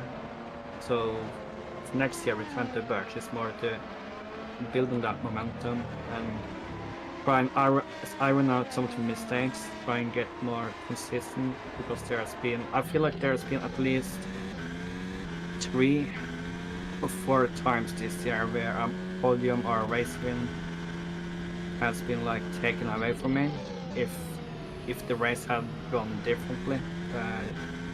Sometimes you get good luck, sometimes you get bad luck, and both experiences I found very valuable going into next year in my 3rd season FS2. I think you did an amazing job this season, Magnus, and I think you have to be very proud of it. I'm very sure next year you will progress even further, and maybe... I hope he does. Maybe, who knows? Wait. Does that mean he will drive for you, Edward?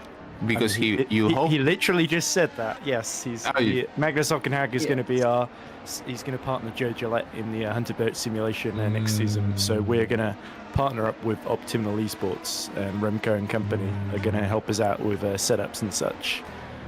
So it really helps, because obviously we partnered up with Reading Game and Tom Dillon, and Tom wasn't around a whole lot, and Reading Game, we were sort of relying on Micah already, and then he moved to Optimal. So I think it's a move that sort of makes a lot of sense for us, and hopefully Joe and Magnus are both going to be able to progress and get a lot of good points. And I think we're talking about Magnus's performance last season. Some of those reverse grid wins, like Circuit of the Americas, was a really, really good performance from Magnus, and so we're going to hope to build on that. And anything Magnus needs, he can send me a message and I'll make sure he gets it. And in fact, he's even offered to drive for me in touring cars tomorrow night. So we'll see how that goes, but no pressure there, of course. But yeah, FS2 is going to be the main focus. Wow.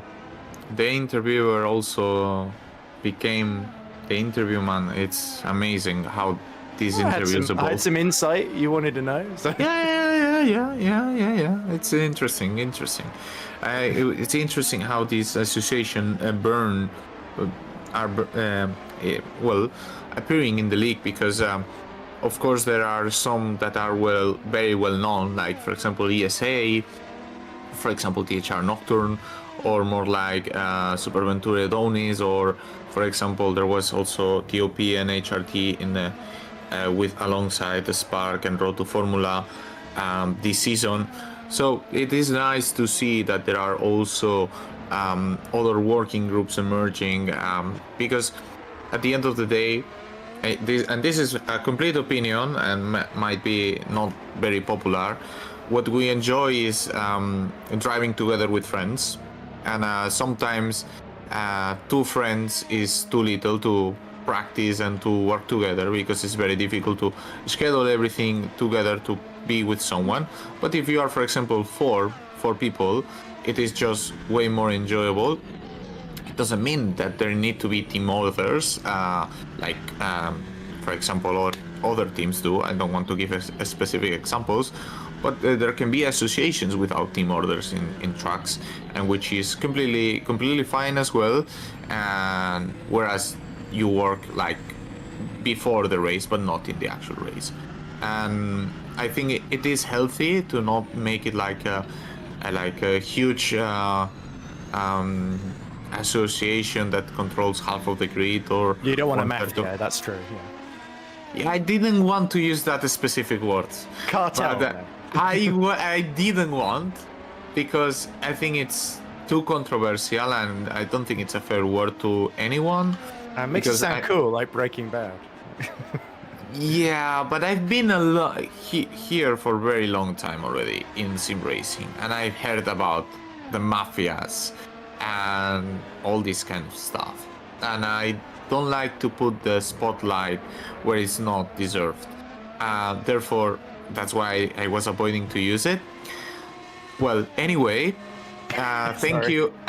No, because I want to comment the very last minutes of the session, because I think it's worth commenting. Everybody's trying to go for the fastest lap right now. Good lord, what is happening in the background in the pit lane? Yeah, well, there are the tryhards right now that are trying to improve the lap times, where you can see Alessandro just being right now in the top of the standings alongside Chris Butcher and Schmidt, which last year he was also in the top of the standings on the young drivers test.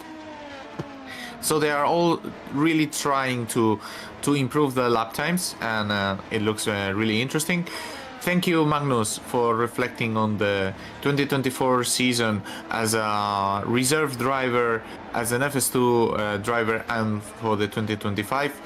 I wish you the very best. Of course, Edward will wish you the very best, because if you are in his team. And yeah, I will be looking forward to see the results of Edward as a team owner and you as a driver. Yeah, I can just assure Edward that I'm not going to disappoint him next year. It's pop the champagne, hopefully. Wow, that sounds very Menno-esque. Like, let's get them podiums and victories, no? Let's focus on your personal challenges in terms of your own performances, and then let's see where you stack up with everyone else, Magnus. But yeah. On the whole, I'm positive. So, anything, like I said, anything you need, let me know. And Joe, I'm sure, will be there to help you as well. Yeah, as long as I don't get any more bets, because I lost my bet against Craig Patterson, so we had a bet. Well, Craig is one of the team owners we're working with, because he's also associated with Optiminal. So he literally sent me a message saying, let's practice together. And I was like, yeah, sure, they'll go for that. So I guess we're going to be seeing a lot more of Craig either way. Yeah. Well, thank you, Magnus. Take care. We'll see you next season. Yeah. See you. Enjoy the fun races in a bit. Yeah, I will. Enjoy them. Yeah. Bye-bye. Bye. Okay, so interviews done. I will need to drink some water after talking for almost 2 hours non-stop. Sorry about that, Carlos. I know, don't be sorry. Once I start talking, I cannot stop, so it was actually fine. We have 1 minute 56 to go. Looks like Maggio is very well established in that P1 right now with 126.75. I was expecting a similar lap time.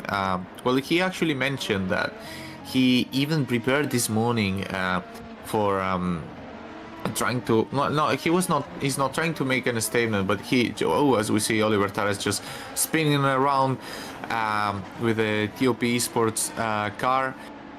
and he wants Your to car, isn't it? show. Huh? It's your car. It's your car. It's your TOP, isn't it? He's using the Owen's car. right. Domenico is using my car. We're using a livery that is not the TOP livery, which is the alternate universe mention livery. Basically, Super Venturi is using the TOP Esports is using the Super Venturi livery with the TOP colors, whereas Super Venturi is using the TOP livery with the Super Venturi colors. And this is because we have a friend that has this alternate universe project, and it is a friend in common with both teams, and we wanted to highlight this for him. And I think as a memory for the last race of the season, it would here we can see the test drive car, which is the actual original livery from Thomas Schmidt. We can see this is the actual Super Venturi livery, and yeah, it is a nice mention to do, and it was a good one race time livery. And we have only 12 seconds to go, so it looks like Maggio is gonna actually make it. Here you can see here the livery. It looks really blue because the livery of Super Venturi is very dark, but it's very noticeable in the TOP when it's a very white car with a test drive livery that of TOP. You can notice very much the difference, and I think Maggio is gonna take this, Edward. So probably one of the favorites heading into the fun races. And as it was a trend in the last 6 races, THR Nocturne really strong, so they have they show that they have a really strong knowledge of the car right now compared to the other competitors that Super Venturi was a bit struggling a bit more towards the end, or TOP that was also struggling a bit more towards the end. We can see also really good results from Maxime Bulliot in right now in P7, Daniel Scott also in P8, Craig Patterson in P9. You can see when you see these performances that they get the lap times easily and very close to each other, you can see that the car is good. Yeah. Oh, where did that come from? That's one of the HRTs, isn't it? Just flipping over. Yeah, wow, that was hello. unexpected. He seems to have gone through the barriers out the track and then used the bit just under the screen as a sort of launch pad to fly over Chris Butcher. So I didn't quite see who that was. Was that Savinsky? No, it's Adonis. Sorry. No, no, it was not Adonis. It was HRT. Yeah. So I see there is Caitlin Penny. Yeah, I'm not sure if. Does seem like the sort of thing that Caitlin might do for attention. Yeah. Okay, Edward. Shall I? I will disconnect from the commentary. I want to join the fun races. Are you actually fine with you commentating the fun races alone, or do you want me to be here with you? Up to you. I don't really care. It's just a fun race. So yeah. Do what you want, Carlos. But thank you for your help. If that's you heading off, then so thanks for doing those 2 hours and keeping everyone somewhat entertained and doing the interviews. Yeah, perfect. Thank you, everyone. Very nice to have you, everyone, here for the broadcast. Take care, all of you. I will try to make a lot of chaos during these fun races, so keep an eye on it. Bye-bye, everyone, and thank you for the season. Thank you very much, Carlos, for everything on track and off track that you've done this year. So let's just look at the end results from the test session. After 2 hours of running, Alessandro Maggio sets the fastest lap for THR, 126.751. Chris Butcher is second fastest, just under half a second down in his Nocturne. Then it is Thomas Schmidt for Super Venturi, the team that he won the 2023 FSR Academy Championship with. And of course, he's had those outings in FS1. The FS1 champion, Mike Quint, is fourth fastest in the second Nocturne. 0.6 off the pace. Then Oliver Taras, FS2 race winner and podium finisher in FS1, is fifth for TOP Esports. Robin Mulling from Rookie Monsters is sixth for THR. Maxime Bulliot is seventh, the Super Lights driver, filling in at Adonis Engineering. Daniel Scott, also from Rookie Monsters, he places 8th in the third of our THRs. Then Craig Patterson from P1 is 9th for Adonis Engineering. The top 10 is rounded out by Harry Smith for the Holland Racing Team, and it may well have been Harry that I flipped over, not Caitlin Penny. So I apologize for that at the end. Then we got our 3 green stripes all together. Lucas Filin, former Hunter Birch driver Demir Karatko, and Mateus Bizgazan. Patrick Magnussen is 13th for Edge Esports. Magnus Ockenhaug, future Hunter Birch Simulation driver, was 14th for Super Venturi. Ben Skinner is 15th for Epic Racing. Then it's Philip Savinsky, 16th for Adonis. Osama Kanani, 17th for TOP, just ahead of Domenico Scarpelli in the second TOP. And Justin van der Smissen is 19th for Stax Racing. So there must be somebody we have missed out here. 20th, Caitlin Penny. David DeVry is 21st for Stax Racing. Yunus Kurala is 22nd for Super Venturi. Adrian Senior, 23rd for Pescara ADG on Pescara's final appearance in the GPV ladder. And Christian Vazdar, 24th and last for Edge Esports, the KV86 powerhouse team owner, 6 seconds off the pace. So that is all 24 of your drivers then.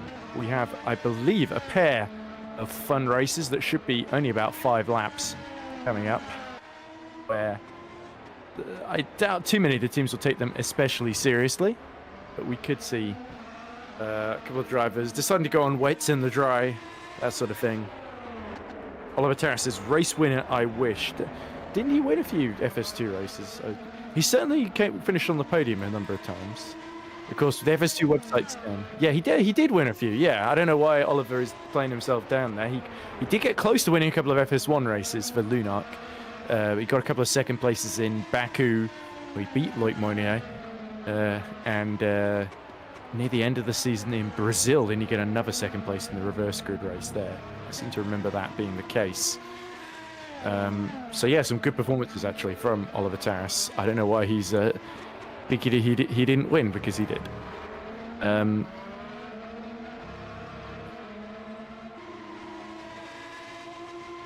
So we might be joined now by Lorenzo Terovic. Sorry, I was silent there as I was reading. And Lorenzo has just joined us now as the warm-up is in process. Looks like Philip Savinsky and is that Craig Patterson just ahead of him, just slipstreaming each other, doing a little bit of practice ahead of the first of our fun races.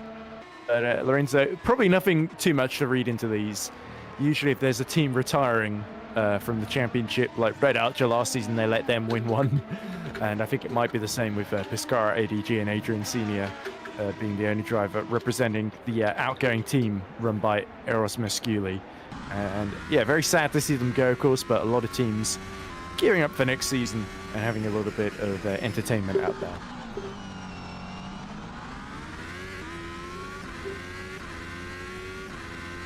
Sounds like you're doing a little bit of washing in the background, Lorenzo.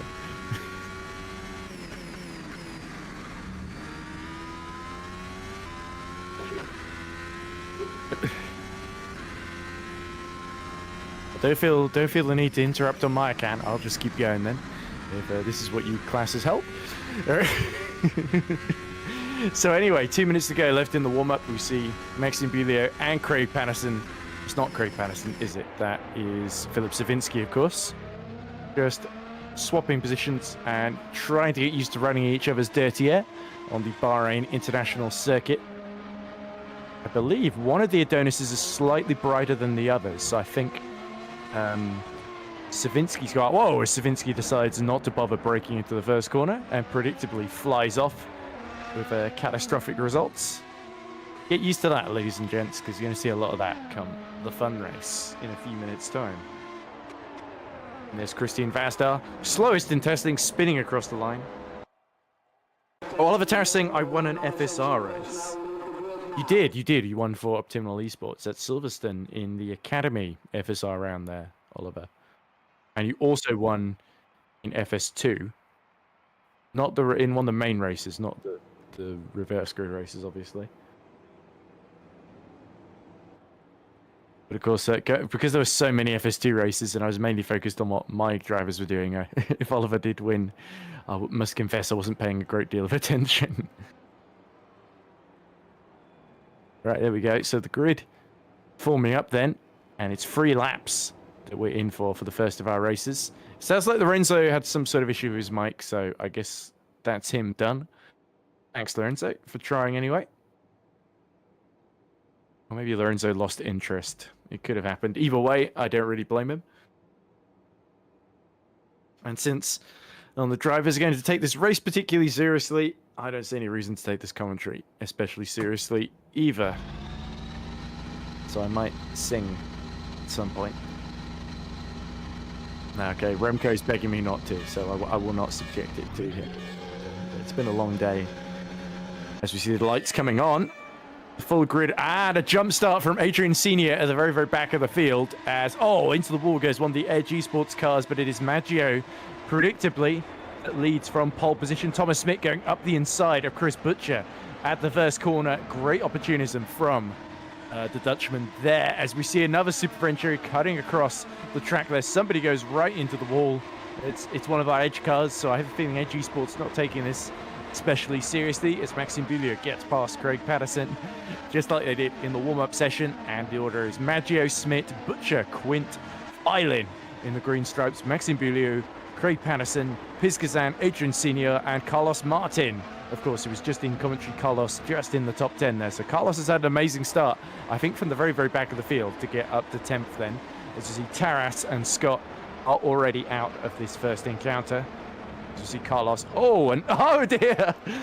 Ben Skinner has obliterated the engine, and the yellow Epic Racing car going out in a blaze of glory.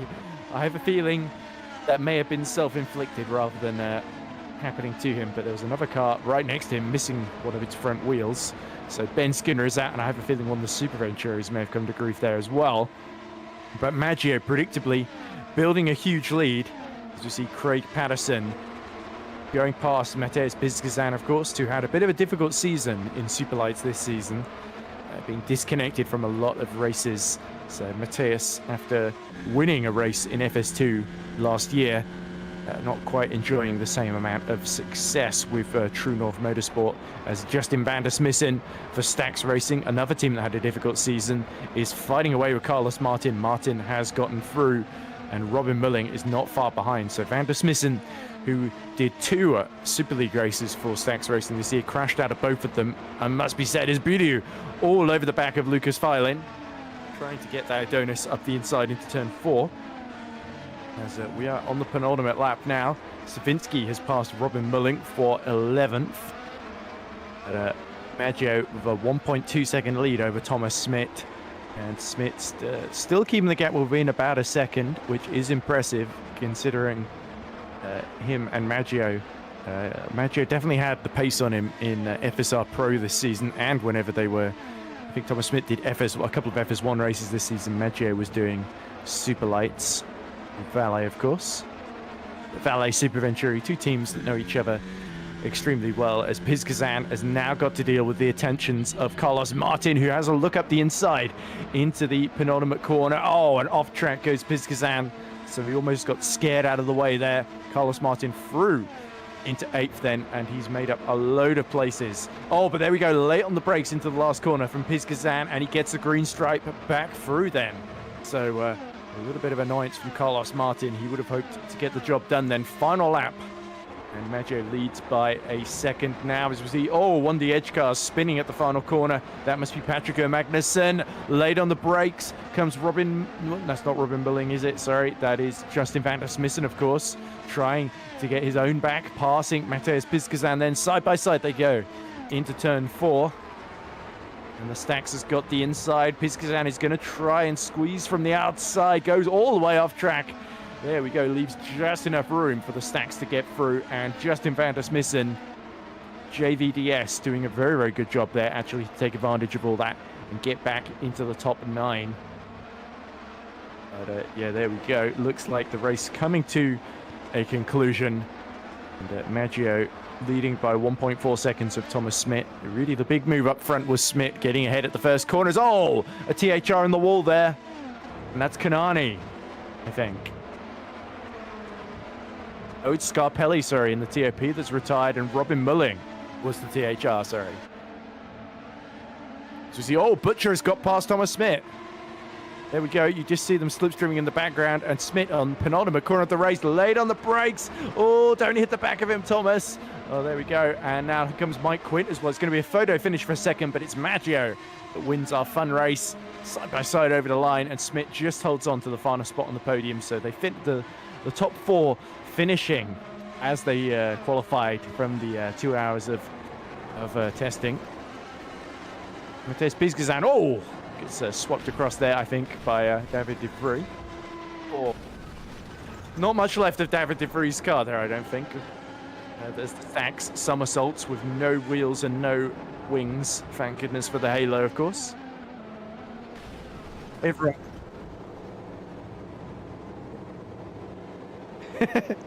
Interesting. I think I agree with Remco, asking why on earth we're doing any of this. But yeah, looks like everyone had a lot of fun there. That's the first of our fun races in the books then. You know, I got an offer to watch TV with my family, and I said no. They asked me to do the fun race. So. Why do I bother?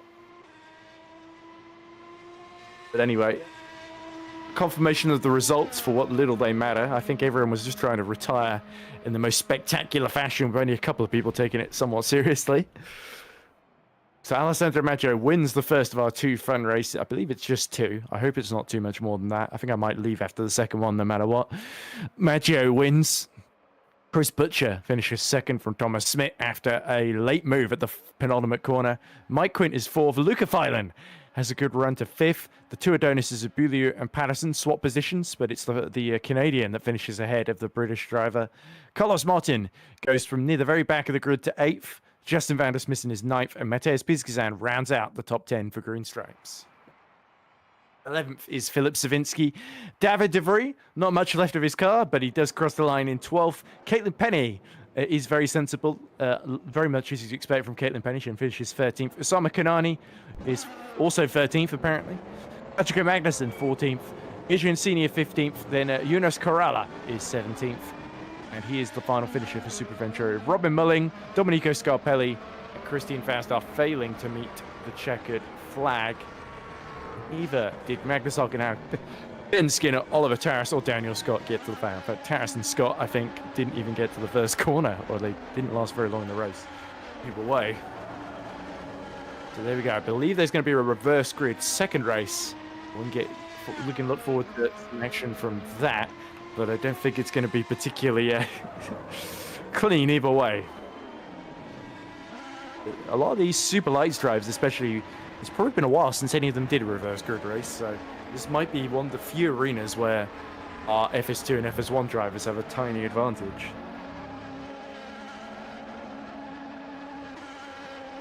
Here we go, we got an explanation from Lorenzo. I can't believe my luck. I joined the commentary voice channel and immediately lost any and all internet connection, so now I've got to do a network reset.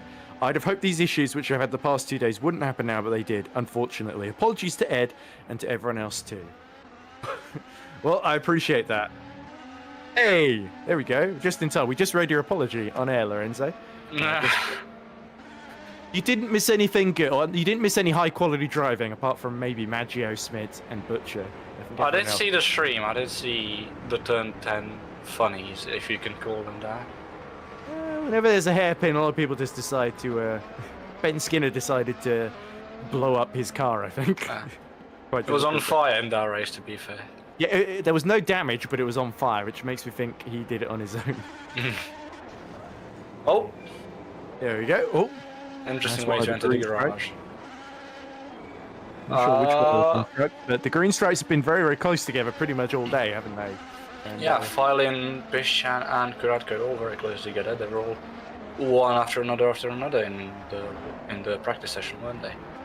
Yeah, they certainly were. And Filin finishing P5, of course, in that fun little test race. In fact, it was him that lost the front wing, so deciding to... Oh! He saw he was on stream and immediately went for the wall there. Shades of Remco. 10 out of 10 for style points, but minus several million for bad planning there. And minus several more million for team funds. Damages, yes. Green Stripes that had a pretty good season, actually. Stein Handgraf really impressed me this season in the Green Stripes team. Getting a few good finishes. He's always very good in the wet, Stein, and of course he's an engineering student. He's hoping to get into real-life race engineering. I think he has done work experience with Van Amersfoort Racing in the Netherlands. So, yeah, Stein, lovely guy, lovely to see him. You know, get a few top 10s against some of the best R-Factor 2 open-wheel drivers that Sim Racing has to offer as well. So he can certainly feel proud of the job he's done this season. Only good enough to beat Stax Racing, sadly, I think. I think they were quite a way off. Who was the Tri-Ultimate team? Who was like 14th in Super League this year? We should check. Well, you can't because the website's down, isn't it? Because we always have the spreadsheets, don't we? Do we? I don't have any spreadsheets. I was not informed of this. Anyway, looks like the second of our races is about to get going with Daniel Scott on pole position for THR. So it's a complete reverse grid. I forget who's in the TOP alongside him,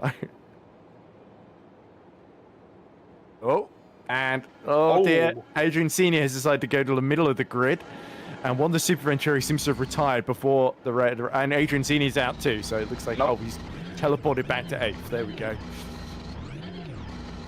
Yeah, Adrian Senior forgetting that we are not on the MotoGP configuration, so there's having no a senior moment there, dare I say, as Daniel Scott looks to the lights because they're about to go out, and away we go, and terrible getaway for Oliver Tarras. Looks like Robin Mulling is going to try and power through from the back, but here comes Oliver Tarras up the inside. Daniel Scott goes very, very wide into the first corner, and it's Ben Skinner almost trying to go for the middle of them, but it's Tarras that leads as, big crash, and Ockenhaug is around. And more collected. Oh dear, looks like Magnus is out. The front wheel is gone, and Daniel Scott trying to hold off Ben Skinner, who is desperately trying not to blow up this time. But yeah, absolute chaos, and it's Caitlin Penny, incredibly, that's made her way through to 5th position, and she completely misses the corner at turn 5. And up the inside goes Piskazan on Ben Skinner.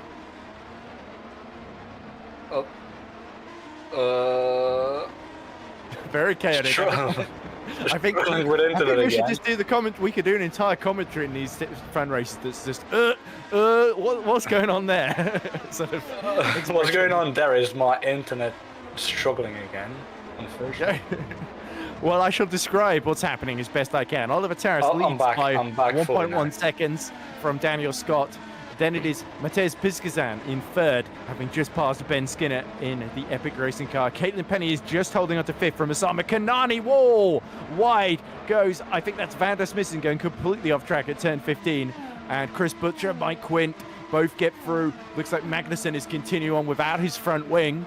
And he's up to 12th, incredibly, as Christos Zvillo has somehow joined. Not sure what team he's driving for.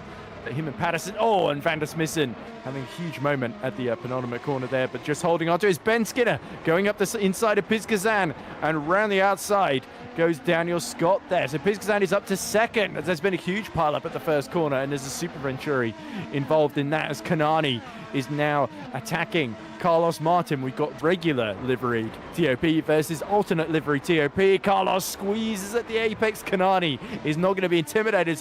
Big spin for, I think that's Skinner and Savinsky in trouble. They're still locked together, the two TOPs, and Kanani in, I think, Carlos's regular livery, fighting Carlos in his new livery, and Kanani, actually, fair play to him, getting his elbows out, and he's not going to be intimidated, but expanded wide goes Carlos Martin at turn 10, and through goes, I think that's Chris Butcher. Yeah, the TOPs are having a very good fun race in this Butcher, one. Tarras, Kanani, and Martin, 1st, 3rd, and 4th. Apologies, Ed. Yeah, Butcher from the very back of the grid, side by side now with Kanani. Martin, sorry, as Martin gets back ahead. But yeah, Chris Butcher has somehow avoided all the chaos in that nocturne. He was 3rd last, I think. And now he is fighting for the podium, effectively, as we're about to start the final lap. And Van der Smissen in more trouble as he spins at the penultimate corner.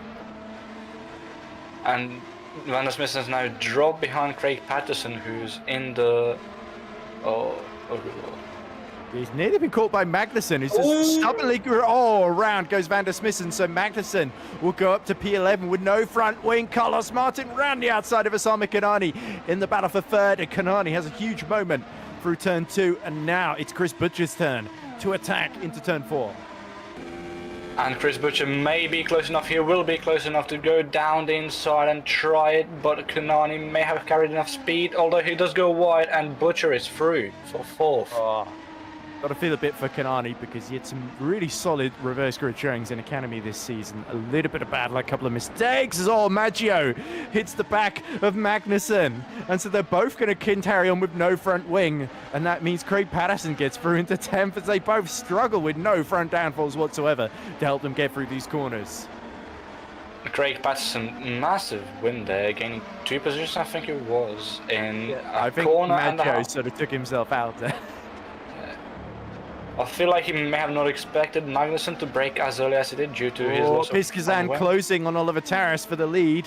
Only 9/10 then, as there's one more sector to go, one more corner to go, and it's going to be too late for Green Stripes. Taras is going to hold on for TOP then. So Oliver Taras from 2nd on the grid. Just taking advantage of that. Took the lead the first corner, was not really bothered since. And Oliver Taras, there we go. He does win a reverse grid race for the first time this year, right at the close in a free lap encounter as Mike Quint. All locking up. And Mike Quint gains 2 places past Caitlin Penny, past Patrick Magnussen, right at the... I know, I think that was a Super Venturi lap down, sorry, of Ockenhaug maybe. But there we go. Another move as well. Maggio just misses out to Patrick Magnussen, who did the entire race with no front wing and still finish in the top 10. Take a bow, Patrick. Yeah, very impressive to be fair from Patrick Magnussen to do. I saw half a second of flame there, so I think somebody blew up. I think that may have been Oliver Taras. We did see him do a bit of a celebratory crash into the pit wall after the race. Well, it's the first time I've seen Taras celebrate a reverse grid victory by doing the thing that usually rules him out, a reverse grid victory. But anyway, Oliver Taras, he may be in pieces, but it's a double podium for TOP. Taras, from 2nd on the grid, takes the victory from Piskazan, who gains quite a lot of places to finish 2nd. Some good overtakes from Mateus there. Carlos Martin, who was commentating all day, finally gets to have some action and makes some very good moves to get to 3rd. Chris Butcher also making great moves to get into 4th, and Nocturne from 3rd last on the grid. Kanani, good defensive driving. He finishes 5th. Philip Savinsky is 6th. Adonis, Robin Mulling, solid drive to P7. Mike Quinn gaining ground late on to P8 to beat Caitlin Penny, who sadly could not hold on to the top 5 there. And Patrick Magnussen, the wingless wonder, finishes P10. And let's hope he doesn't have to repeat that next season in FS1 or Super Lights, whichever he chooses to drive in. Alessandro Maggio, P11 for THR, also without his front wing after crashing into the back of Magnussen. Craig Patterson is 12th. Christus Villo is 13th. Justin van der Smissen, more spins for Van der Smissen. Van der Spinsen. The spinster. Ben Skinner does not get to the end, sadly. So 2 DNFs in a row for Epic Racing. He certainly failed epically, if he had to. At the reverse grid pole.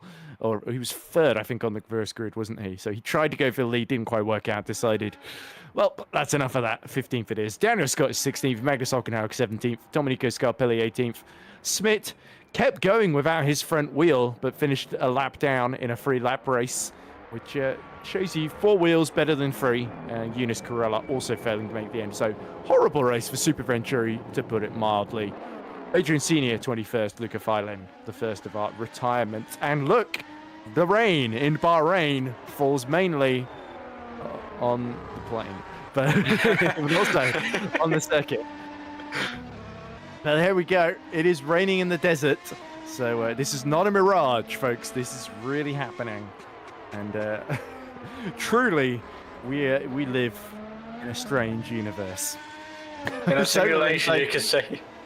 Yes, exactly. The Matrix, it's a glitch in the Matrix if I've ever seen one. And look, it's tipping it down. And how many people are going to risk it on dry tires in heavy rain? Just for the lols, as they say. Off my internet goes again. Yeah, there we go. Looks like this Adonis driver, whoever it is, whichever of the 3 it is gambling on the full wets. So I think it's Savinsky, if I'm not mistaken. It is Savinsky. There we go. Lucky guess. It would have to be Philip that gambled on the dries. But people won't have a lot of experience of driving Bahrain in the wet, will they? Because it's such an unlikely scenario. but people don't really anticipate it. So this will be unique, just like when it rained at Abu Dhabi in the fun race last season. So I think this is the third and final one. I did promise I'd quit after 2, but hey, what's 3 laps more, eh? So Lorenzo, what are your thoughts on Bahrain in the wet? Any tips? Go for the wets or just showboat on the dries and see who can survive on the ice rink?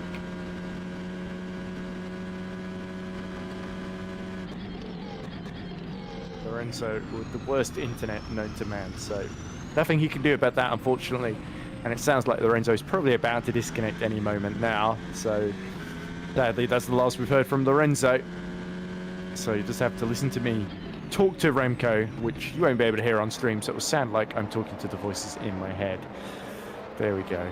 Perfect end to a perfect day, and a very, very wet day here in the middle of the Manama Desert on the man-made island of Bahrain.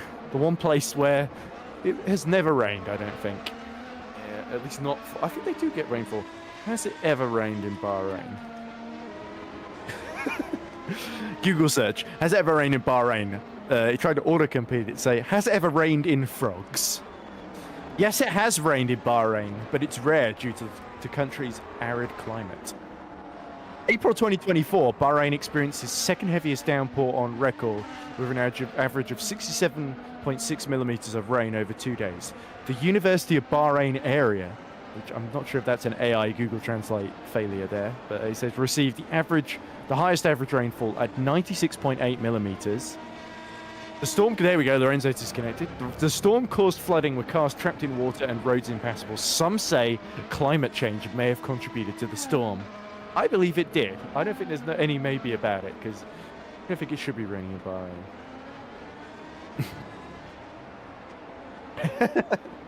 Oh dear. I'm not just saying oh dear, because Pizkazan has had a massive crash at turn 9, and somebody else is also having a spin there as well. So they're getting all the carnage in nice and early in the warm-up. Let's see what people are saying in the chat then. This is ridiculous, says Lorenzo. My PC is not in a good way. My phone is somewhat fine. Okay, I'll try and entertain you, Lorenzo, rather than the other way around, because I think that's the best we can do.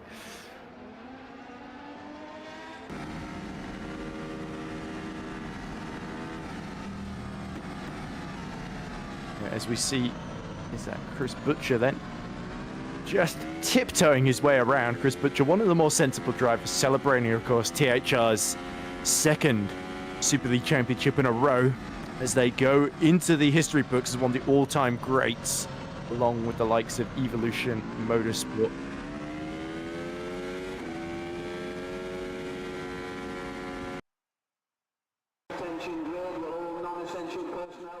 And there we go, the server ticking over then.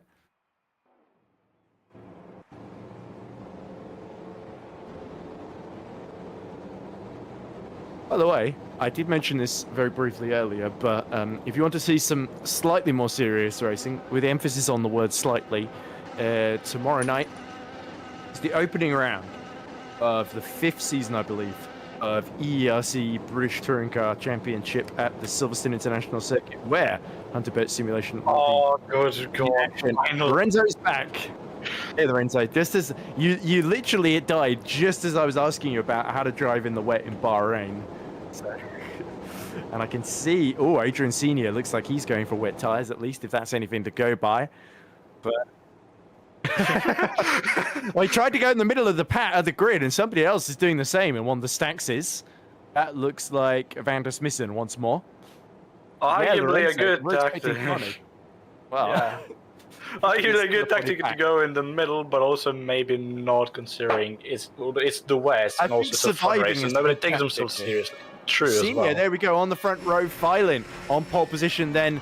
Here we go. Oh, and a brilliant launch from Adrian Senior.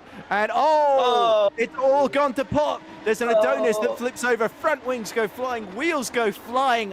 Hearts go soaring down into the dirt as the sand has turned into mud here at the Bahrain International Circuit. And everyone is stuck very much, as I say, in the mud. We've not seen this in GPVWC since about 2 weeks ago. Oh, and look at this, Violin has taken the lead from Adrian Senior. 2 of the Super Venturis have gotten through. All of our top 4 are on the slick tyres, I believe. Oh, as everyone fights for limited traction on this ice rink of a circuit. But Violin, goes off at turn 5. Violin is gone into the gravel. And Thomas Smith once more takes the lead, as he friend to do in that first race, with Maggio just getting out ahead. And now it's Super Venturi versus Super Venturi. We saw so many great drives from Grankvist in the wet this season, with the exception possibly of when he got taken out in Brazil just under a week ago. And look here at Magnussen. How much is he going to fight Thomas Smith here? I think he's going to go for this one. God's sake. Lorenzo, are you okay? Okay, well, that's a no, ladies and gents. Lorenzo is not okay. He is... Oh, something has gone everywhere. And it's not rain, ladies and gents. There's some serious issue. He's spilling orange juice all over his computer, is my speculation here, in the absence of any further information. So... I've not had orange juice in a long time, actually, now that you mention it. Oh, sorry, have I reawakened a trauma there? Oh, here we go, never mind that. Mike Quint going for second on Ockenhaug. It's pass or be passed, then Quint, who we saw so superb in so many races in FS1 this season, on his way to the championship. How did he hold on to that through the final corner? It's still fishtailing as they try and get those soft tyres to the end of the first lap. Smith leads by 1.1 seconds from Quint Ockenhaug. Maggio has stealthily gotten his way up to fourth ahead of Scarpelli. Then it is Violin Senior still holding on to 7th from pole position. Then Pizgazan, Martin, and Taras rounding out the top 10. And and Smith is gone. He had a huge moment there coming out of turn 3. Oh, he saved it. Oh, dearie me. And Mike Quint takes the lead. Both the Super Venturis lose it in the same straight in a matter of seconds there. Nocturne have taken the lead as the skies darken and the rain falls in Bahrain, and Adrian Senior at a moment. One of the Adonis is trying to go backwards. It's Savinsky, and he reverses right into the path of I think that's Svillo there, and Senior. So Svillo just driving a plain black car as Ockenhaug had tried to make a move on Quint into the turn 9 hairpin and didn't get through, as there's an edge spinning in the background. Who is that? I think it might have been Vazdar. As Maggio muscles his way past Thomas Smith, then the 2 FSR Pro rivals. Just about getting some traction there. Brilliant car control from these 2 drivers, and Maggio's made it through there, as there's an absolute pile-up going into turn 10 there, with that looks like Carlos in trouble. That was Domenico Scarpelli. He pulled off to the side. He may have had a spin, and now it's dropped to 9th from 6th. So now all of the TOPs, 7th and 9th. And Osama Kanani down in 15th. Taras in the wall! Speak of the devil. And that's Oliver Taras out after winning in the reverse grid, and the Stacks is going to join him. It's not necessarily. Oh no, Oliver's going to keep going. 3 wheels on his wagon. They say you can't continue on 3 wheels in GPVWC. Oliver Taras says, try and stop me.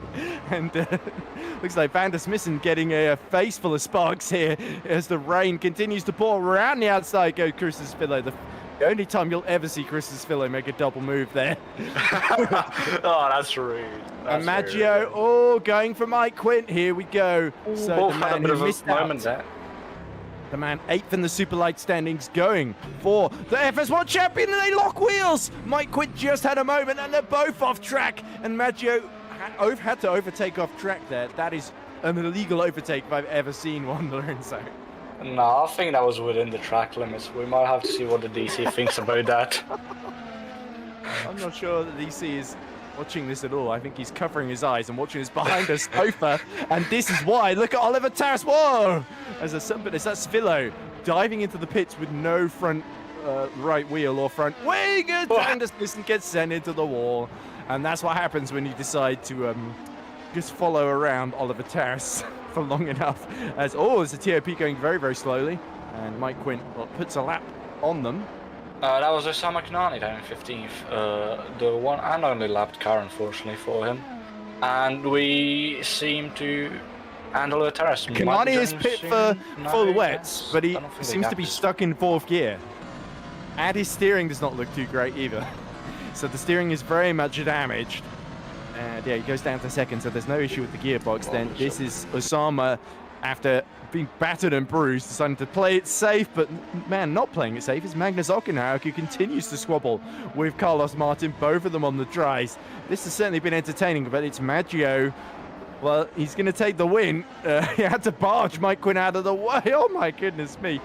What on earth is happening there? Maggio, drifts, slides, slips his way, but he's gone from the very back of the grid to the front, even if he had to get quite physical, and survived there. Round he goes. Maggio wins the second of our free fun races, and the final one of the day. Off goes Mike Quinn's front wing for good measure, and Thomas Smith decides to hug Luca Filan by putting him in the wall there. That wasn't Filan at all, was it? Oh, no, it was. Oh, and there's a wheel. Somebody's lost a wheel, and it seems to be finishing the race for them. Whose wheel was that, by the way, Lorenzo? Oh, dear, as Magnus and Carlos decide to send each other into the kitty litter. But, no harm done, because unfortunately, Magnus Scarpelli was a bit too far back to take advantage, or he might not be if he gets on the throttle early enough here. There we go. Looks like our last few drivers coming through now. And Magnus Ockenhaug, decides to do his entry for the high jump. And that is quite the way, the expected way, dare I say, for to finish. Oliver Tarras still going with no rear wheel. There's nothing if not persistent, that's for sure. And this is probably the worst possible conditions, with no rear right wheel on dry tires on a very wet track. And the only thing he's got maybe helping him is Justin van der Smissen deciding to help push him the right way whenever he spins around. I think that's just a very nice show of camaraderie there from Van der Smissen. Yeah, Justin, who actually did a lot of liveries this season. Oh. And is Justin going to decide to go for personal glory here and snatch that 12th place away from Oliver Tarras? I feel like that'd be the funniest thing to do on the main straight. Here we go then. Yeah. Oh, he's trying to spin him back around because Oliver Tarras looks actually quicker in reverse than he does going forwards. I mean, that's where the Reliant Robin has its one and only front wheel in the front, doesn't it? Yep. On what is a wet day, Oliver Tarras. Oh, and now he's lost his rear wheel as well. There's not going to be much left of this TOP by the end of this. There's only one corner to go. I wonder, it's a 50-50 if Oliver Tarras is going to finish this race. Here we go. He cuts the corner completely. Spins around, does a big pirouette, and gets facing the right way again. So Oliver Tarras mastering the handbrake, and now he's going to get a push over the line from Justin van der Smissen, and it puts him the wrong way around. Oh, and he uses the wall to self-right. Oh, my goodness me. And I don't think either of these guys are going to finish at this rate, because the clock is going to... Is there a clock in R-Vector 2, or do they just get bored and tick the server over? A big pirouette over the line. Tarras is 12th. Van der Smissen, helps his friend. And to 12th position, and that is your young driver post-season test done as they phase through each other just for good measure to end the race in the strangest way possible. The X-Files music. There we go. Alessandro Maggio ends the day much like he did in the practice session, on top of the table from Mike Quinn after the least controversial thing that happened in the race, which was the collision between Maggio and Mike Quinn, as Maggio tagged Mike Quinn and then overtook him off track to win the race. Luca Filan finishes third. Some great car control from him. Thomas Smith squeezing him in the wall at the end of the race. Matis Bizian fifth. Carlos Martin sixth. Domenico Scarpelli seventh. Ockenhaug eighth. Christos Vilo, latecomer, does get P9 ahead of Philip Savinsky in the Adonis, who rounds out the top 10. In 11th position, it's Adrian Senior. I think the only driver to go, one of the few drivers to go for the full wets. Oliver Tarras is 12th, despite missing a rear wheel. Justin van der Smissen is 13th. Osama Kanani 15th. Yunus Kerala 16th. But of course, Kerala Magnussen didn't finish. Neither did Daniel Scott, Chris Butcher, Caitlin Penny, or Craig Patterson. Then our final list of non-finishers, and it's a big list, as you'd expect. Robin Milling. Oh, everyone else is gone. Robin Milling was the final non-finisher in 22nd then. Right, so I think that's all the fun races done. So, yeah, me too. As Remco echoes that sentiment. But then Lorenzo, then we had a lot of fun.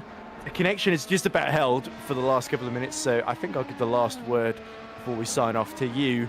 Lots and lots of fun, but Maggio really proving that he is one of the quickest out there, and he's got some pretty good car control in these wet conditions too. No, Lorenzo's gone. Right, so... well, I'm done. Sod this. Right.